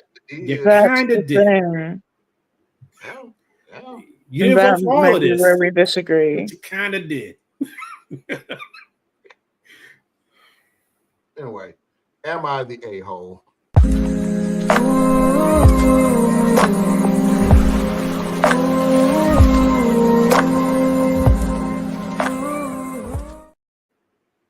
Like I said, I changed the Am I the A-hole from yesterday to today because I just can't listen to that story no more. So this is a brand new Am I the A-hole? Am I the A-hole for confronting my husband's friend? My female 50 husband, male 51, and I have been happily married for 15 years. Recently, John, fake names, has gotten closer to one of his musician friends, Allie, female 40s, whose husband died of a heart attack about a year ago. They've been texting a lot, and John now goes to the pub after rehearsal every week, where he used to go only rarely. I asked if Allie was there, and he said yes, with the rest of the wins section. 2 days ago, my worries became too much, and I impulsively showed up to Allie's house and told her what I suspected of them. Allie acted very shocked by my words and said, I understand your concerns. Please let me reassure you that we are not having an affair. I can't speak to John's feelings, but I just see him as a friend. I said that I didn't know if I could trust her, and she handed her phone over to me and said, look through everything. I started going through all of her texts with John, and they were mostly things like, pick up at 7:30, or the concert was a disaster, and so on. Over the past few months, there were a lot more personal ones, but they were all about politics or how depressed she was. I did see some recent texts from John that seemed almost loving, but nothing sexual or referencing an affair or meetups. I also checked her emails, voicemails, and WhatsApp and found nothing suspicious. Wait, OP, how long did you sit there on this poor woman's phone? Just rifling through all of it. Did she make you a cup of tea? Did you spend the night? By now, almost an hour had passed with me sitting on Allie's couch going through her phone. I guess I should have just kept reading. She was just watching TV like she didn't care. Finally, I said I couldn't find anything, but that didn't mean there wasn't something going on between them. She rolled her eyes in a very immature way and said, what do you want from me? I said I didn't want them to text or socialize anymore. She said I needed to talk to John about that, but what she wasn't going to do is drop out of their music groups. I stormed out of the house. I really meant to talk with John about everything, but then I started feeling like maybe I was just being paranoid. I wanted to pretend like nothing happened, but last night when John got home from orchestra rehearsal, he was absolutely irate.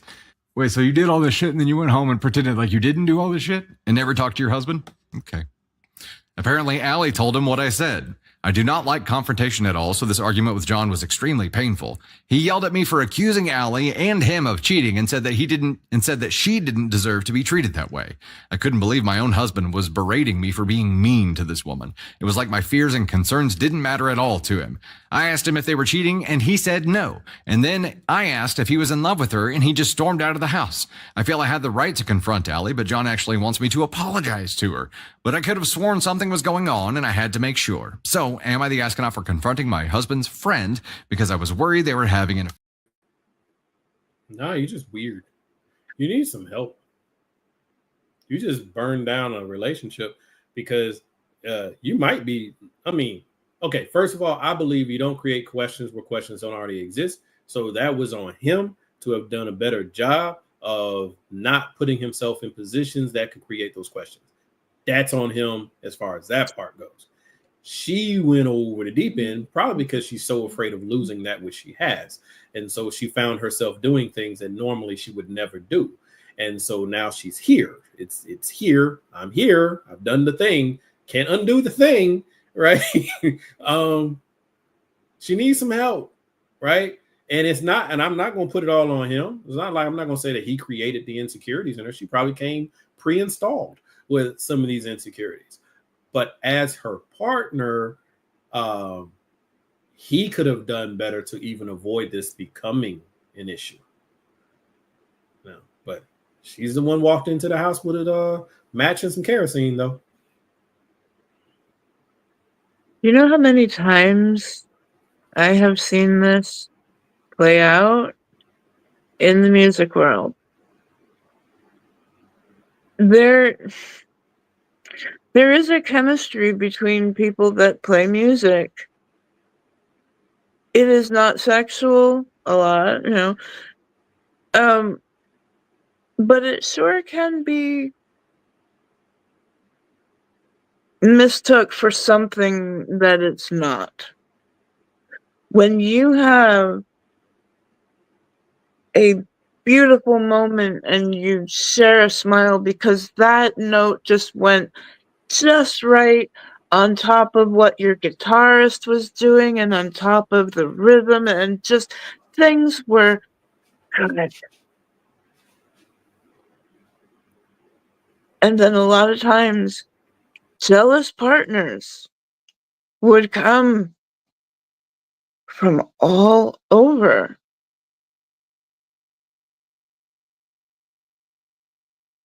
I saw musicians who they would go to lengths to actually try to have some sort of relationship with the partner. That, yeah, this is, yes, an issue.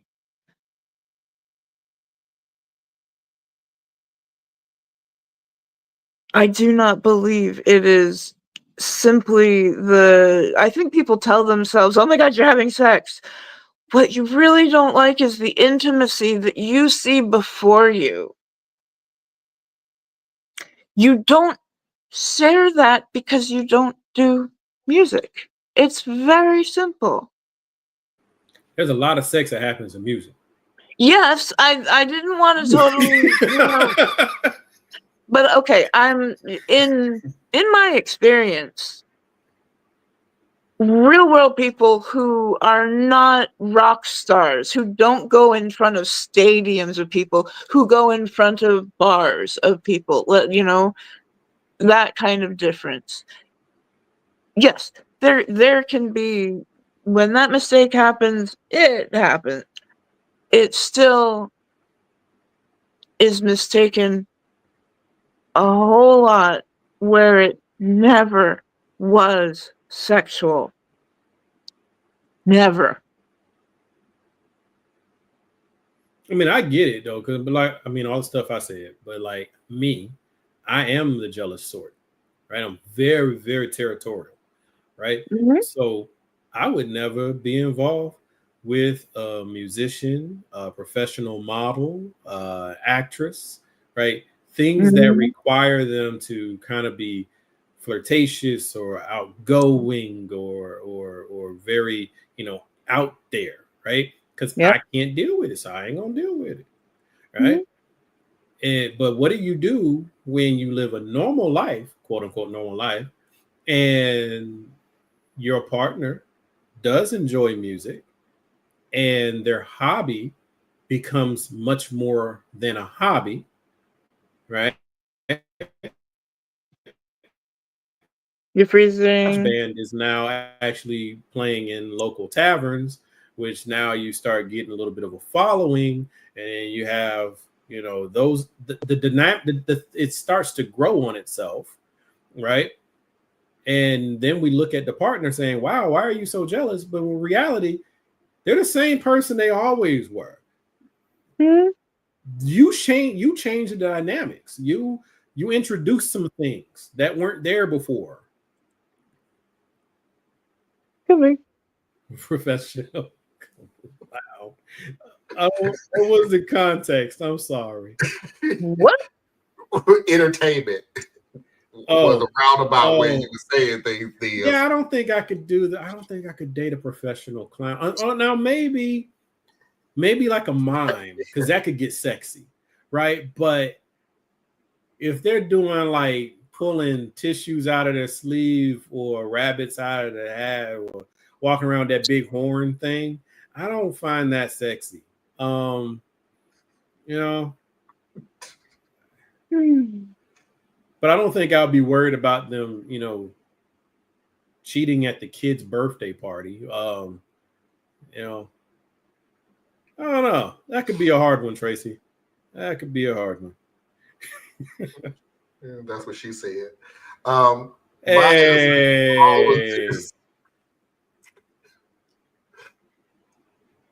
Wow. All right.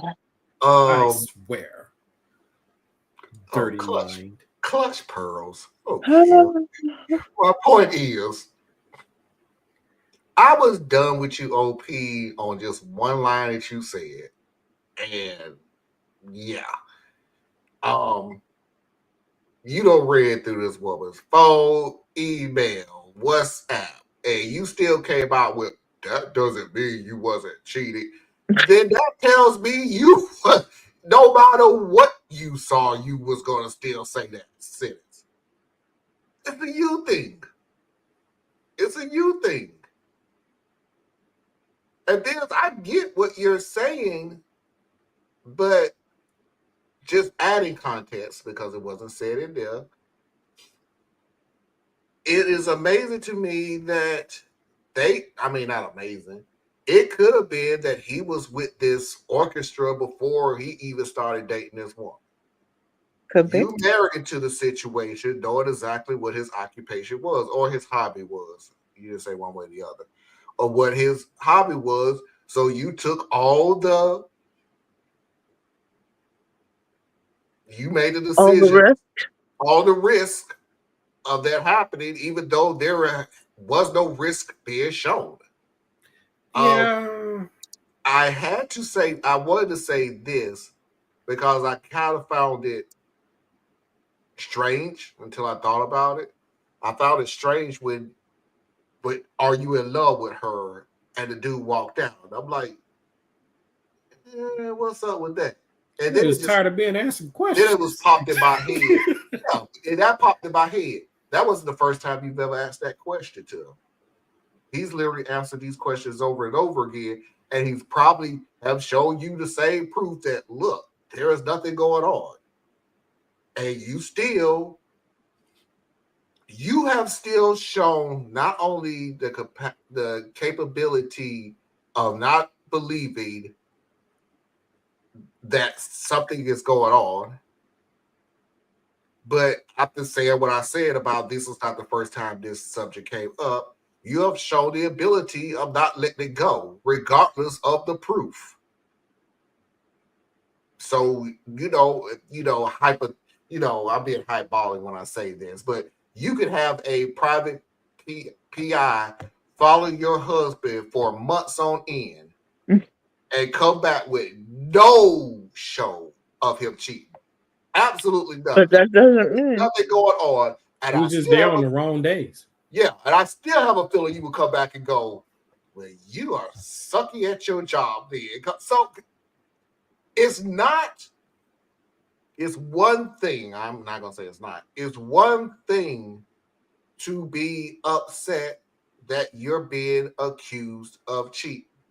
It's another thing to just throw your hands up because no matter what evidence that you see of the contrary, you still going to believe what you're going to believe.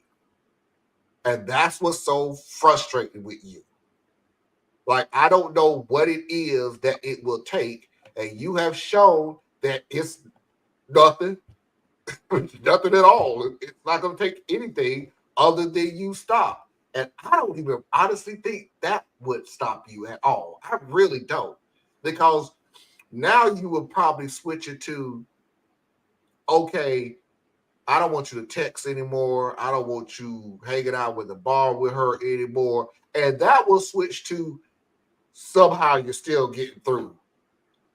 So somehow you're still doing something. I don't know how you're doing it, but I still have a feeling that you're doing it. So here's my pushback. Are they married? Yes. Okay. So I don't care for the most part what I'm doing outside of me running a business that pays the bills or something. If my wife says this person is a concern for me and she's serious about it, it's done. Okay? I'll be mad. I'll be in all those things. But my number one is her. So that's why I was saying before, he fell down on his job because he should have been much better at not creating an environment where her imagination could run wild. Because once it starts, like you just said, Marlon, once it starts, it's too late, right? Confirmation bias kicks in. There's nothing you can do to unring the bell. Like, I'm already like convinced that you're cheating, or if not that you're cheating, that you no longer love me, or that you don't love me like you used to, or that, she's skinnier than me, she's prettier than me, he's got more muscles than me, right? She's already out there, right? The time for intervention was early, and people change too. So he's in a relationship with her. He could have always been with this group for the last 5 years, and they've been married for 3. It still comes back to how she felt back then is not how she feels today. And something has caused her to feel insecure. And it's not even hard to figure out what has made her feel insecure. So as her husband, step up, right? It doesn't have to be fair. Life ain't fair. You got married understanding it ain't always going to be fair. At least I hope so. So that's my problem with him, right? Like I got problems with her, but my biggest problem is with him because he helped create the environment in what appears to be total disregard for her feelings. And now that her feelings have gotten out of control, he's pissed off, rightfully so. But bruh. But okay, so this is my pushback to your pushback. Is how far are we going to take it? Because I can tell you, we listened to the story where it all started. You did not have a problem with anybody in the group whatsoever. Mm-hmm. But you had an issue with this woman as soon as her husband died. And now you thought, it's fair game. My problem that I'm happy with what you're saying is I have a feeling that this guy can sit here and say, okay, I'm not going to talk to her anymore on text, which is going to be kind of hard to do since the text is part of job/hobby. You're going to have some type of communication because they're in a group. They're in the win section of the group. But fine. I won't text her or call her anymore. And what about hanging out at the bar after the show? Okay, so I can't hang out with the group because you think that I'm not hanging out with the group. I'm hanging out with her. Cool. Fine. My issue with what is being said is when it comes to this woman, she's still going to find an issue. Now she's going to take it from, okay, you did exactly what I asked you to do. So now you're doing something behind my back that I just can't see yet. And I'm still going to push on you on what is going on. And that is to a point where the human element comes in that, okay, I have did exactly what you asked me to do, and we're still in the same position. I agree with you, but here's I think the part that's kind of getting overlooked is his duty to her. Yeah. And I'm saying that He he does have the already responsibility to right. deal with the situation that he He made. helped create this problem. Mm-hmm. And he didn't do what he needed to do up front. He can't undo that. Okay. He is where he is now. So the next step, hate it for him, but you leave the group and you go get some counseling with your wife and you find a way to see if this is something we can close the gap and reassure her, or is it the damage already just too much done and she's out there in la la land and we just got to let this one go? I don't know. But more than any, like, I love you guys. I spend almost every weekend with you guys. I do 3 to 6 hours a weekend hanging out with you guys. Mm-hmm. Please believe if Tiffany said to me, you're spending too much time recording and I miss you and you're not around and I feel like it's just breaking us, or whatever she says, it's done. Yep. Right? Hey, That's your wife. Yeah. You know what I'm saying? Like, Yes. I can't fight with you on it because that's why I take the last weekend of the month off every month. Because it was, I felt like it was taking up too much of my time and taking me away from my wife and my family and things like that. And I even shifted to, okay, guys, you're not going to see me this weekend. And that could be in the middle of the month. Okay, guys, you're not going to see me Saturday. We'll see you Sunday. It's rare, but it does happen because I have to remember that this show, as much as I love it, this is my baby, and I'm still raising. It's not my number one priority. It's my family. that's my point. There. Yeah. And Like, now, granted, it's we going to also create support resentment on that his in side. everybody else. I think that's one of the reasons we do work together. Yeah. So that's my thing. It's just, I get it, and then if he ends up leaving the group, he's going to resent her for it. But that's another thing that you need to hash out in marital counseling at this point. That's where I think they are. They're at the stage of counseling because Mm-hmm. there's like that saying that says time heals all wounds, and that's a true statement. But here's the thing about it. And the time is different for everybody. No, it's not even that time's different, but it's like if you break your arm and you don't do anything but like maybe wrap it up, right? The bone is going to knit back together. The arm is going to heal. But without proper care, without actual effort, without the right intentionality, it will heal wrong. It'll heal misshapen. It'll be malformed. It'll have weaknesses where it shouldn't and be strong where it shouldn't. And it'll just be not a healthy repair. And that is what I believe happens in relationships when you just let time heal the wound.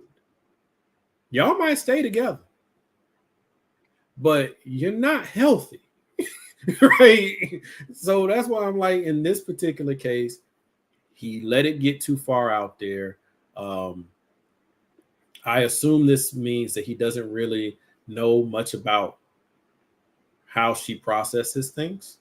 Right? Because like, full disclosure, like for me, my wife knows that in the absence of information, I go with my imagination. And I always, always, always imagine worst case. Because I'm preparing myself to burn the whole world down and walk away from it. So it's not fair to her, but she's learned me. And there's other things I've had to learn about her, right? But in order for us to do this thing together, she knows, all right, well, here's his triggers. I'm going to stay away from those things, right? And I know what tips her off. I just stay away from those things, right? Mm-hmm.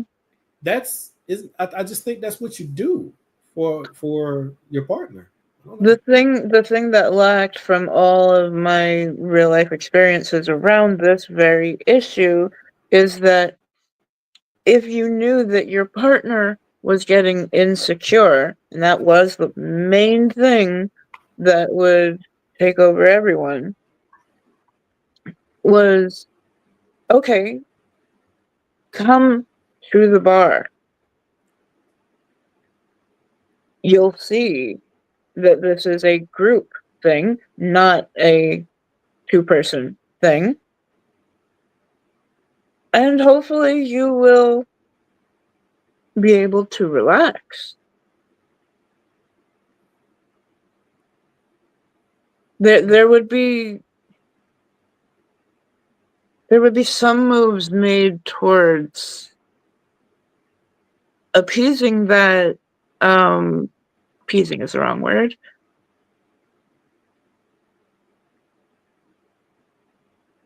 But I'm with you though. Thank you. I can't think of another word. That, you know, this is not what you're saying it is. So come, let me show you what it is. And if you really would have the conversation with her, I'd be willing to bet you. Might be a little late now, but it might not be too late. Have the conversation with her. Why do you think I'm cheating on you? Yeah. Like, have the conversation, no matter how angry or how excited she is, you just be concerned for a moment. All right. This ain't about defending yourself or anything like that. This is about pulling for information. Why do you think I'm cheating on you? And help her get to the moment in the conversation, because it's gonna be there, where she feels either she's safe enough to say it or she's desperate enough to say it, why she feels this way.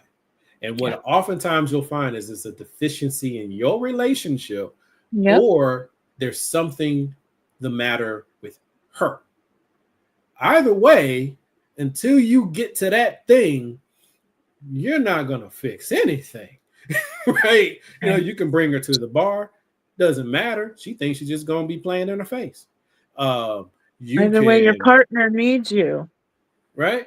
You find out what that is and find a way to get that out. And then also you might have to look at yourself too. Why are you holding on to the group so hard? Why does it mean so much to you? How much does it mean to you compared to this relationship? Right? A lot of times we're good at looking at the other person, but looking back, we're like, ooh, I'm just fine. I didn't do anything wrong. Okay. Mafia video of the week.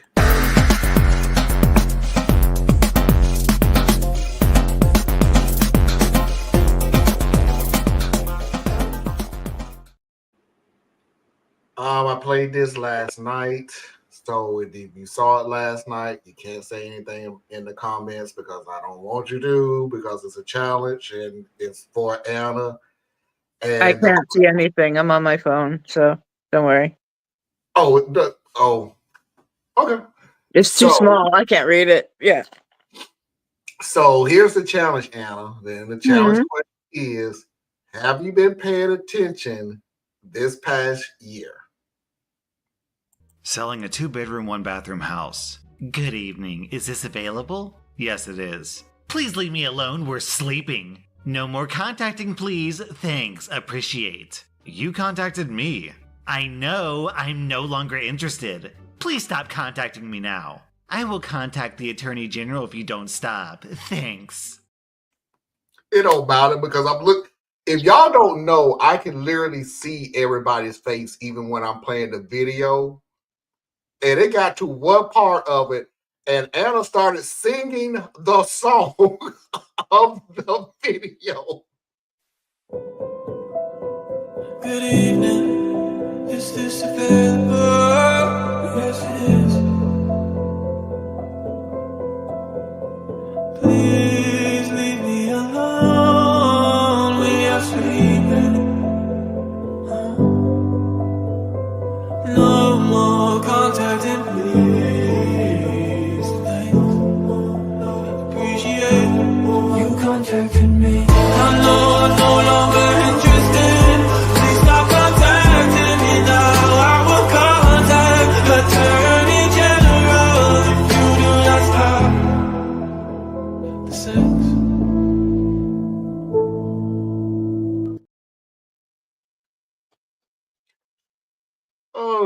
funny. Anna started singing the song as they was talking.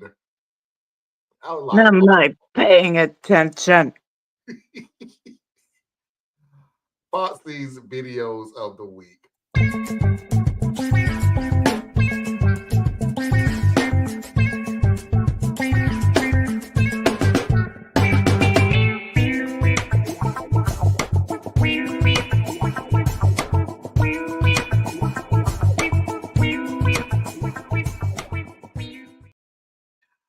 This will be the final part of the show, and it's the same videos that I showed last night. So if you don't want to watch it, I truly understand. I appreciate it. Please hit that like button on the way out.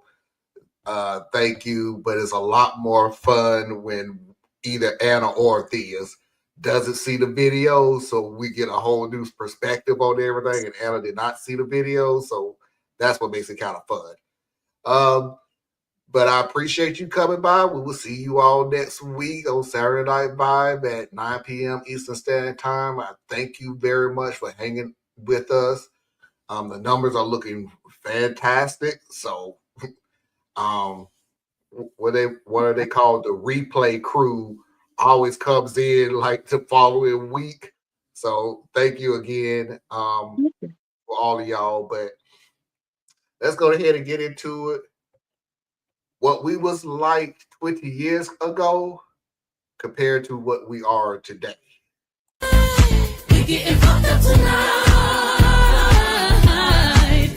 When they pulled the dead body from the playground, that's when they knew that Sarah, the 7-year-old, was a serial killer. Men- A 7-year-old. A 7. We talked about that last night. Like, 7-year-old serial killer? Like, She's a prodigy. Okay. No, yeah, I relate to that. We were 20 years ago just getting ready to go to the club. Now it's getting ready for bed. I just thought of something. Whoa. 20 years ago, there was no club or anything. 20 years ago, I was married. Ha, ha, ha, ha, ha, ha. That just popped in my head. Like, no? Well, okay. Well, you're so much older than me. 20 years ago, I was in my 20s still. Jeez. You like What? to call me the baby. You got to deal with this then. Well, 20 years ago, I was still in my 20s. But I was also in The upper part? Yeah. I was 25. 'Cause I got married when I was 27. Anyway, next video. Parker, that was dark. It What? really, What happened? Parker said Remember, I can't read it. the body found on the playground. Like, yeah. There's been a collection of bodies. It was like a what do you call it in the And what did sand in the sandbox? They probably had like a pit of bodies. And what did we find out last night? Oh, Alan, it got real dark last night. Because we had to find what's the definition of a serial killer. And what was it? And a mass murderer. 4 or more bodies? 3 or more, I think is what 3 or more, but yeah. 3 or more, yeah. Yes, Parker, we get it, Parker. You the baby of the group. We got it.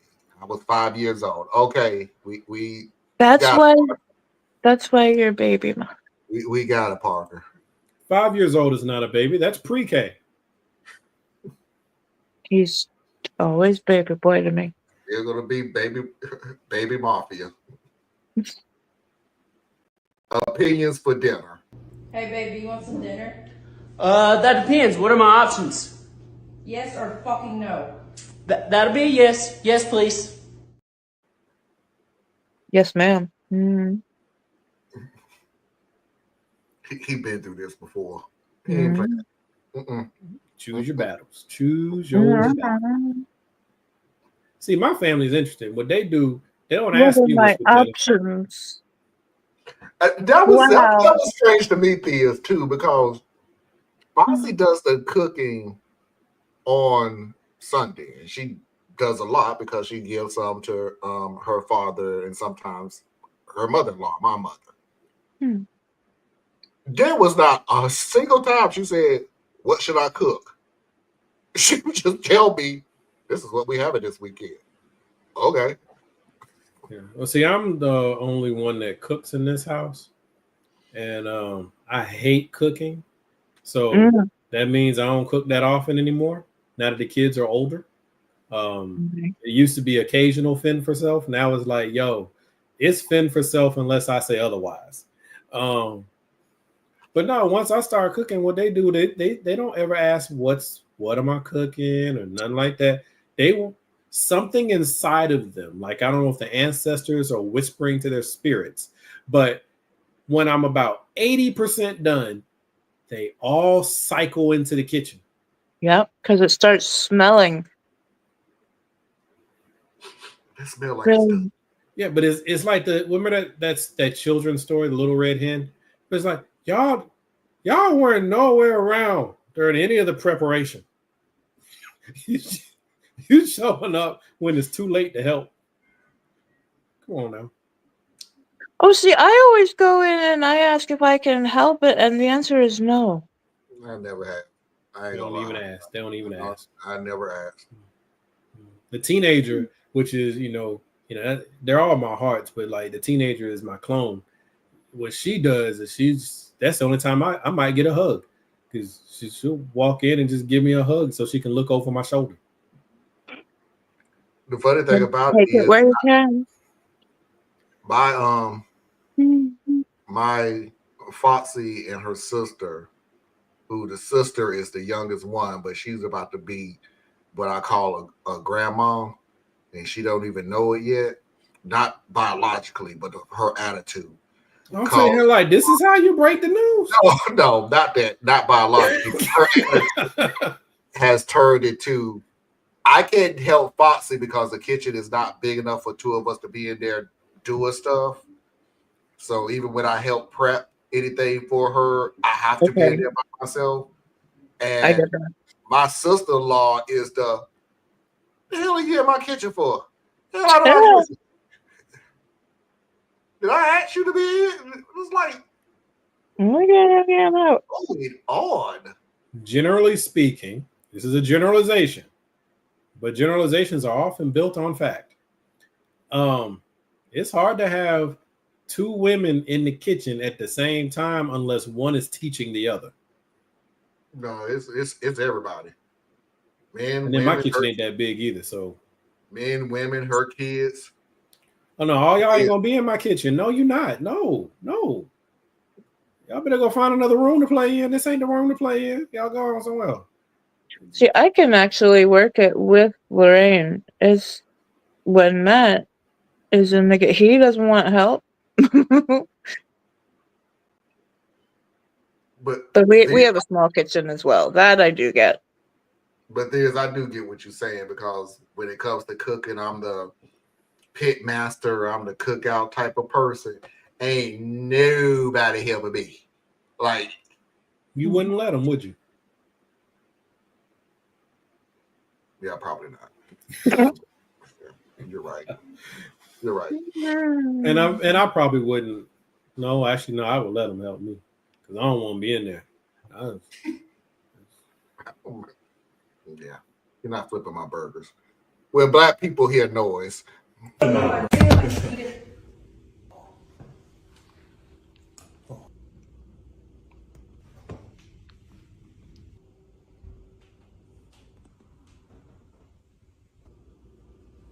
I ain't with it. You know what I didn't notice yesterday? Well, I did notice it, but I didn't call it out. That belly rub. No, that wasn't a belly rub. I know. He was just he was double checking. He was double checking, wasn't there. Need to introduce or not introduce?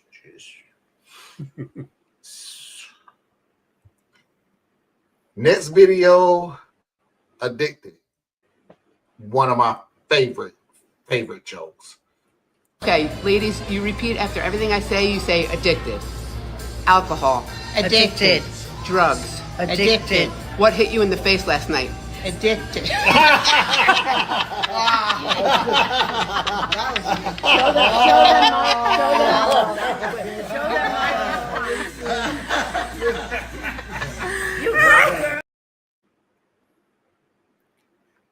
I don't know if I'll ever reach that level of McDonald'sdom, but I do find that cute.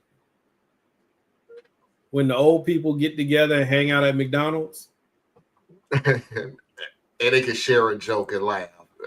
That was cool to me. Well, the joke was, yeah, that was cool. But I'm just saying, it's just, you know, sometimes you think about like when you get old and stuff. I don't know that I can hang out at McDonald's though. I wonder if maybe I'll hang out at a Chipotle. Do they have nice seats? No, not really. Church's Chicken? No. Oh no. Oh no. I will not eat at any establishment that sells red soda. I'm not going. What? Red No. soda? It's cherry. It's strawberry. What is the difference? Soda. No. Unless you in one of them freestyle machines, because they do all that stuff. But you got red soda on tap. It's already the place I don't want to be in. It's already a little bit too hood for me. I'm rather admit I'm a little too bougie. I'm just gonna have to just no, I'm not doing it. So you would have purple soda. I ain't drinking. No. If you selling red soda or purple soda, aka grape soda, oh, I am not interested in this eating establishment. I don't want to eat my food and my shoes. If I don't move my feet enough, my shoes stick to the floor. Or I got to make sure I'm watching who comes in the door. Or it's just certain things come with the red soda locations. I just don't. The early morning ones sitting there with coffee and reading a newspaper. I'm just like, why is McDonald's the place you chose to do that? Yo, there's not a lot, you know, and to get serious for a second, that's one of the reasons why I want to start youth centers. Not because of the old people, but because there's nowhere for people to really congregate anymore. Yeah. That's why they hang out at McDonald's. There's not a lot of places to go. At the mall. Get to the point where they go to McDonald's and grab what they're going to eat to go to the youth center so they can congregate, eat breakfast. Now we'll feed them at the youth center. Yeah, I was gonna say, hopefully. Yeah. So no, I'm just saying, like, that's one reason why I want to have youth. And I'm going through a bit of a crisis with what I'm trying to do and all of that. But anyway, but that's one of the things why I want to have youth centers. I want there to be a place where kids have unstructured play. They have a place to congregate and interact and, you know, have friends and fall in love and play games and get homework assistance and like actually have an adolescence, right? But under the purview of adults who are there to protect and guide them. And, you know, I had that, and I would like for that to be something that these kids could have. Right now, these kids ain't got nothing. The Girls and Boys Club. I remember that one. Yeah. All the time.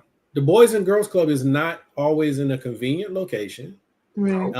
And then like where I live at, the one where I live, I haven't been inside of it because I tried to volunteer and the people never called me back. But yeah, I'm talking about y'all. But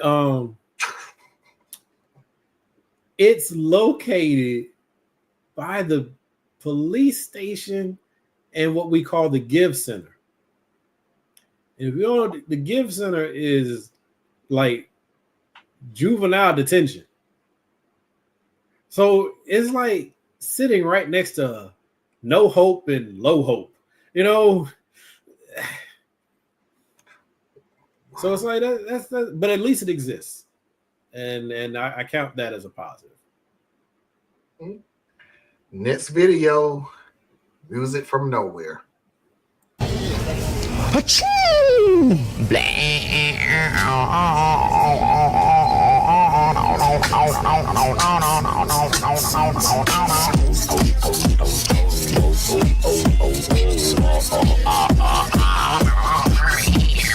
Bless you. Thank you.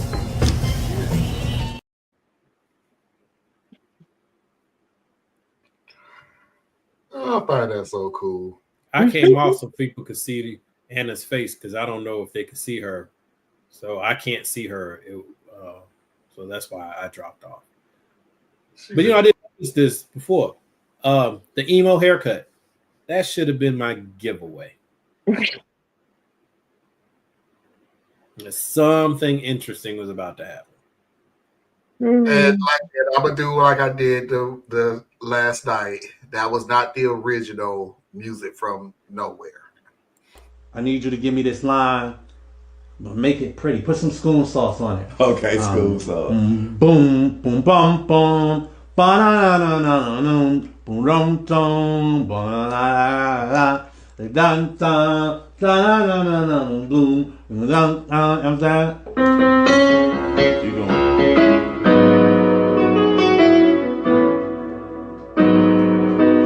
So you want that or you want to hit?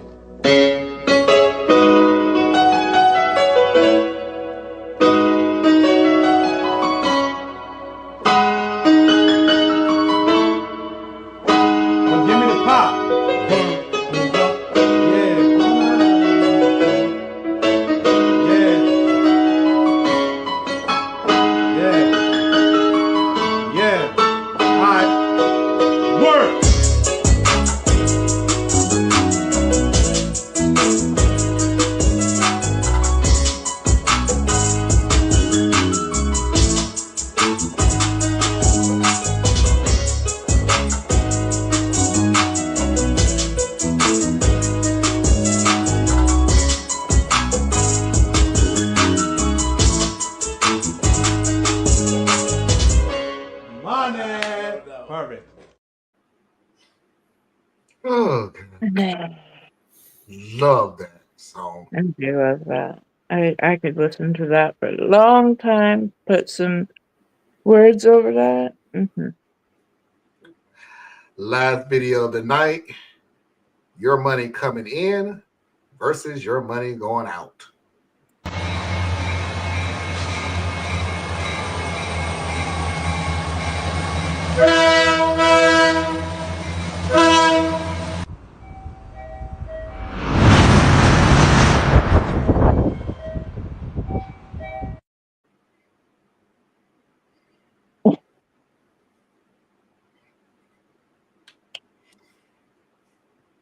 And it feels that way sometimes. No, it feels that way a lot. Mm-hmm. Just All not the being time. realistic. Feel that way a lot. And I tell everybody where they can find you. You can find me here on the weekends. You can find me at BorelliaEtc.com.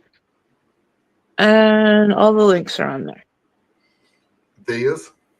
You can find me right here hanging out with these wonderful two people. Ladies and gentlemen, boys and girls, children of all ages, non-conforming individuals, and of course, I'm assuming you're LGBTQ. I appreciate Anna. I appreciate Theas. And until next time, we will see you when we see you. Peace. Hope you guys all have a good week. Mm-hmm. Time to go to bed.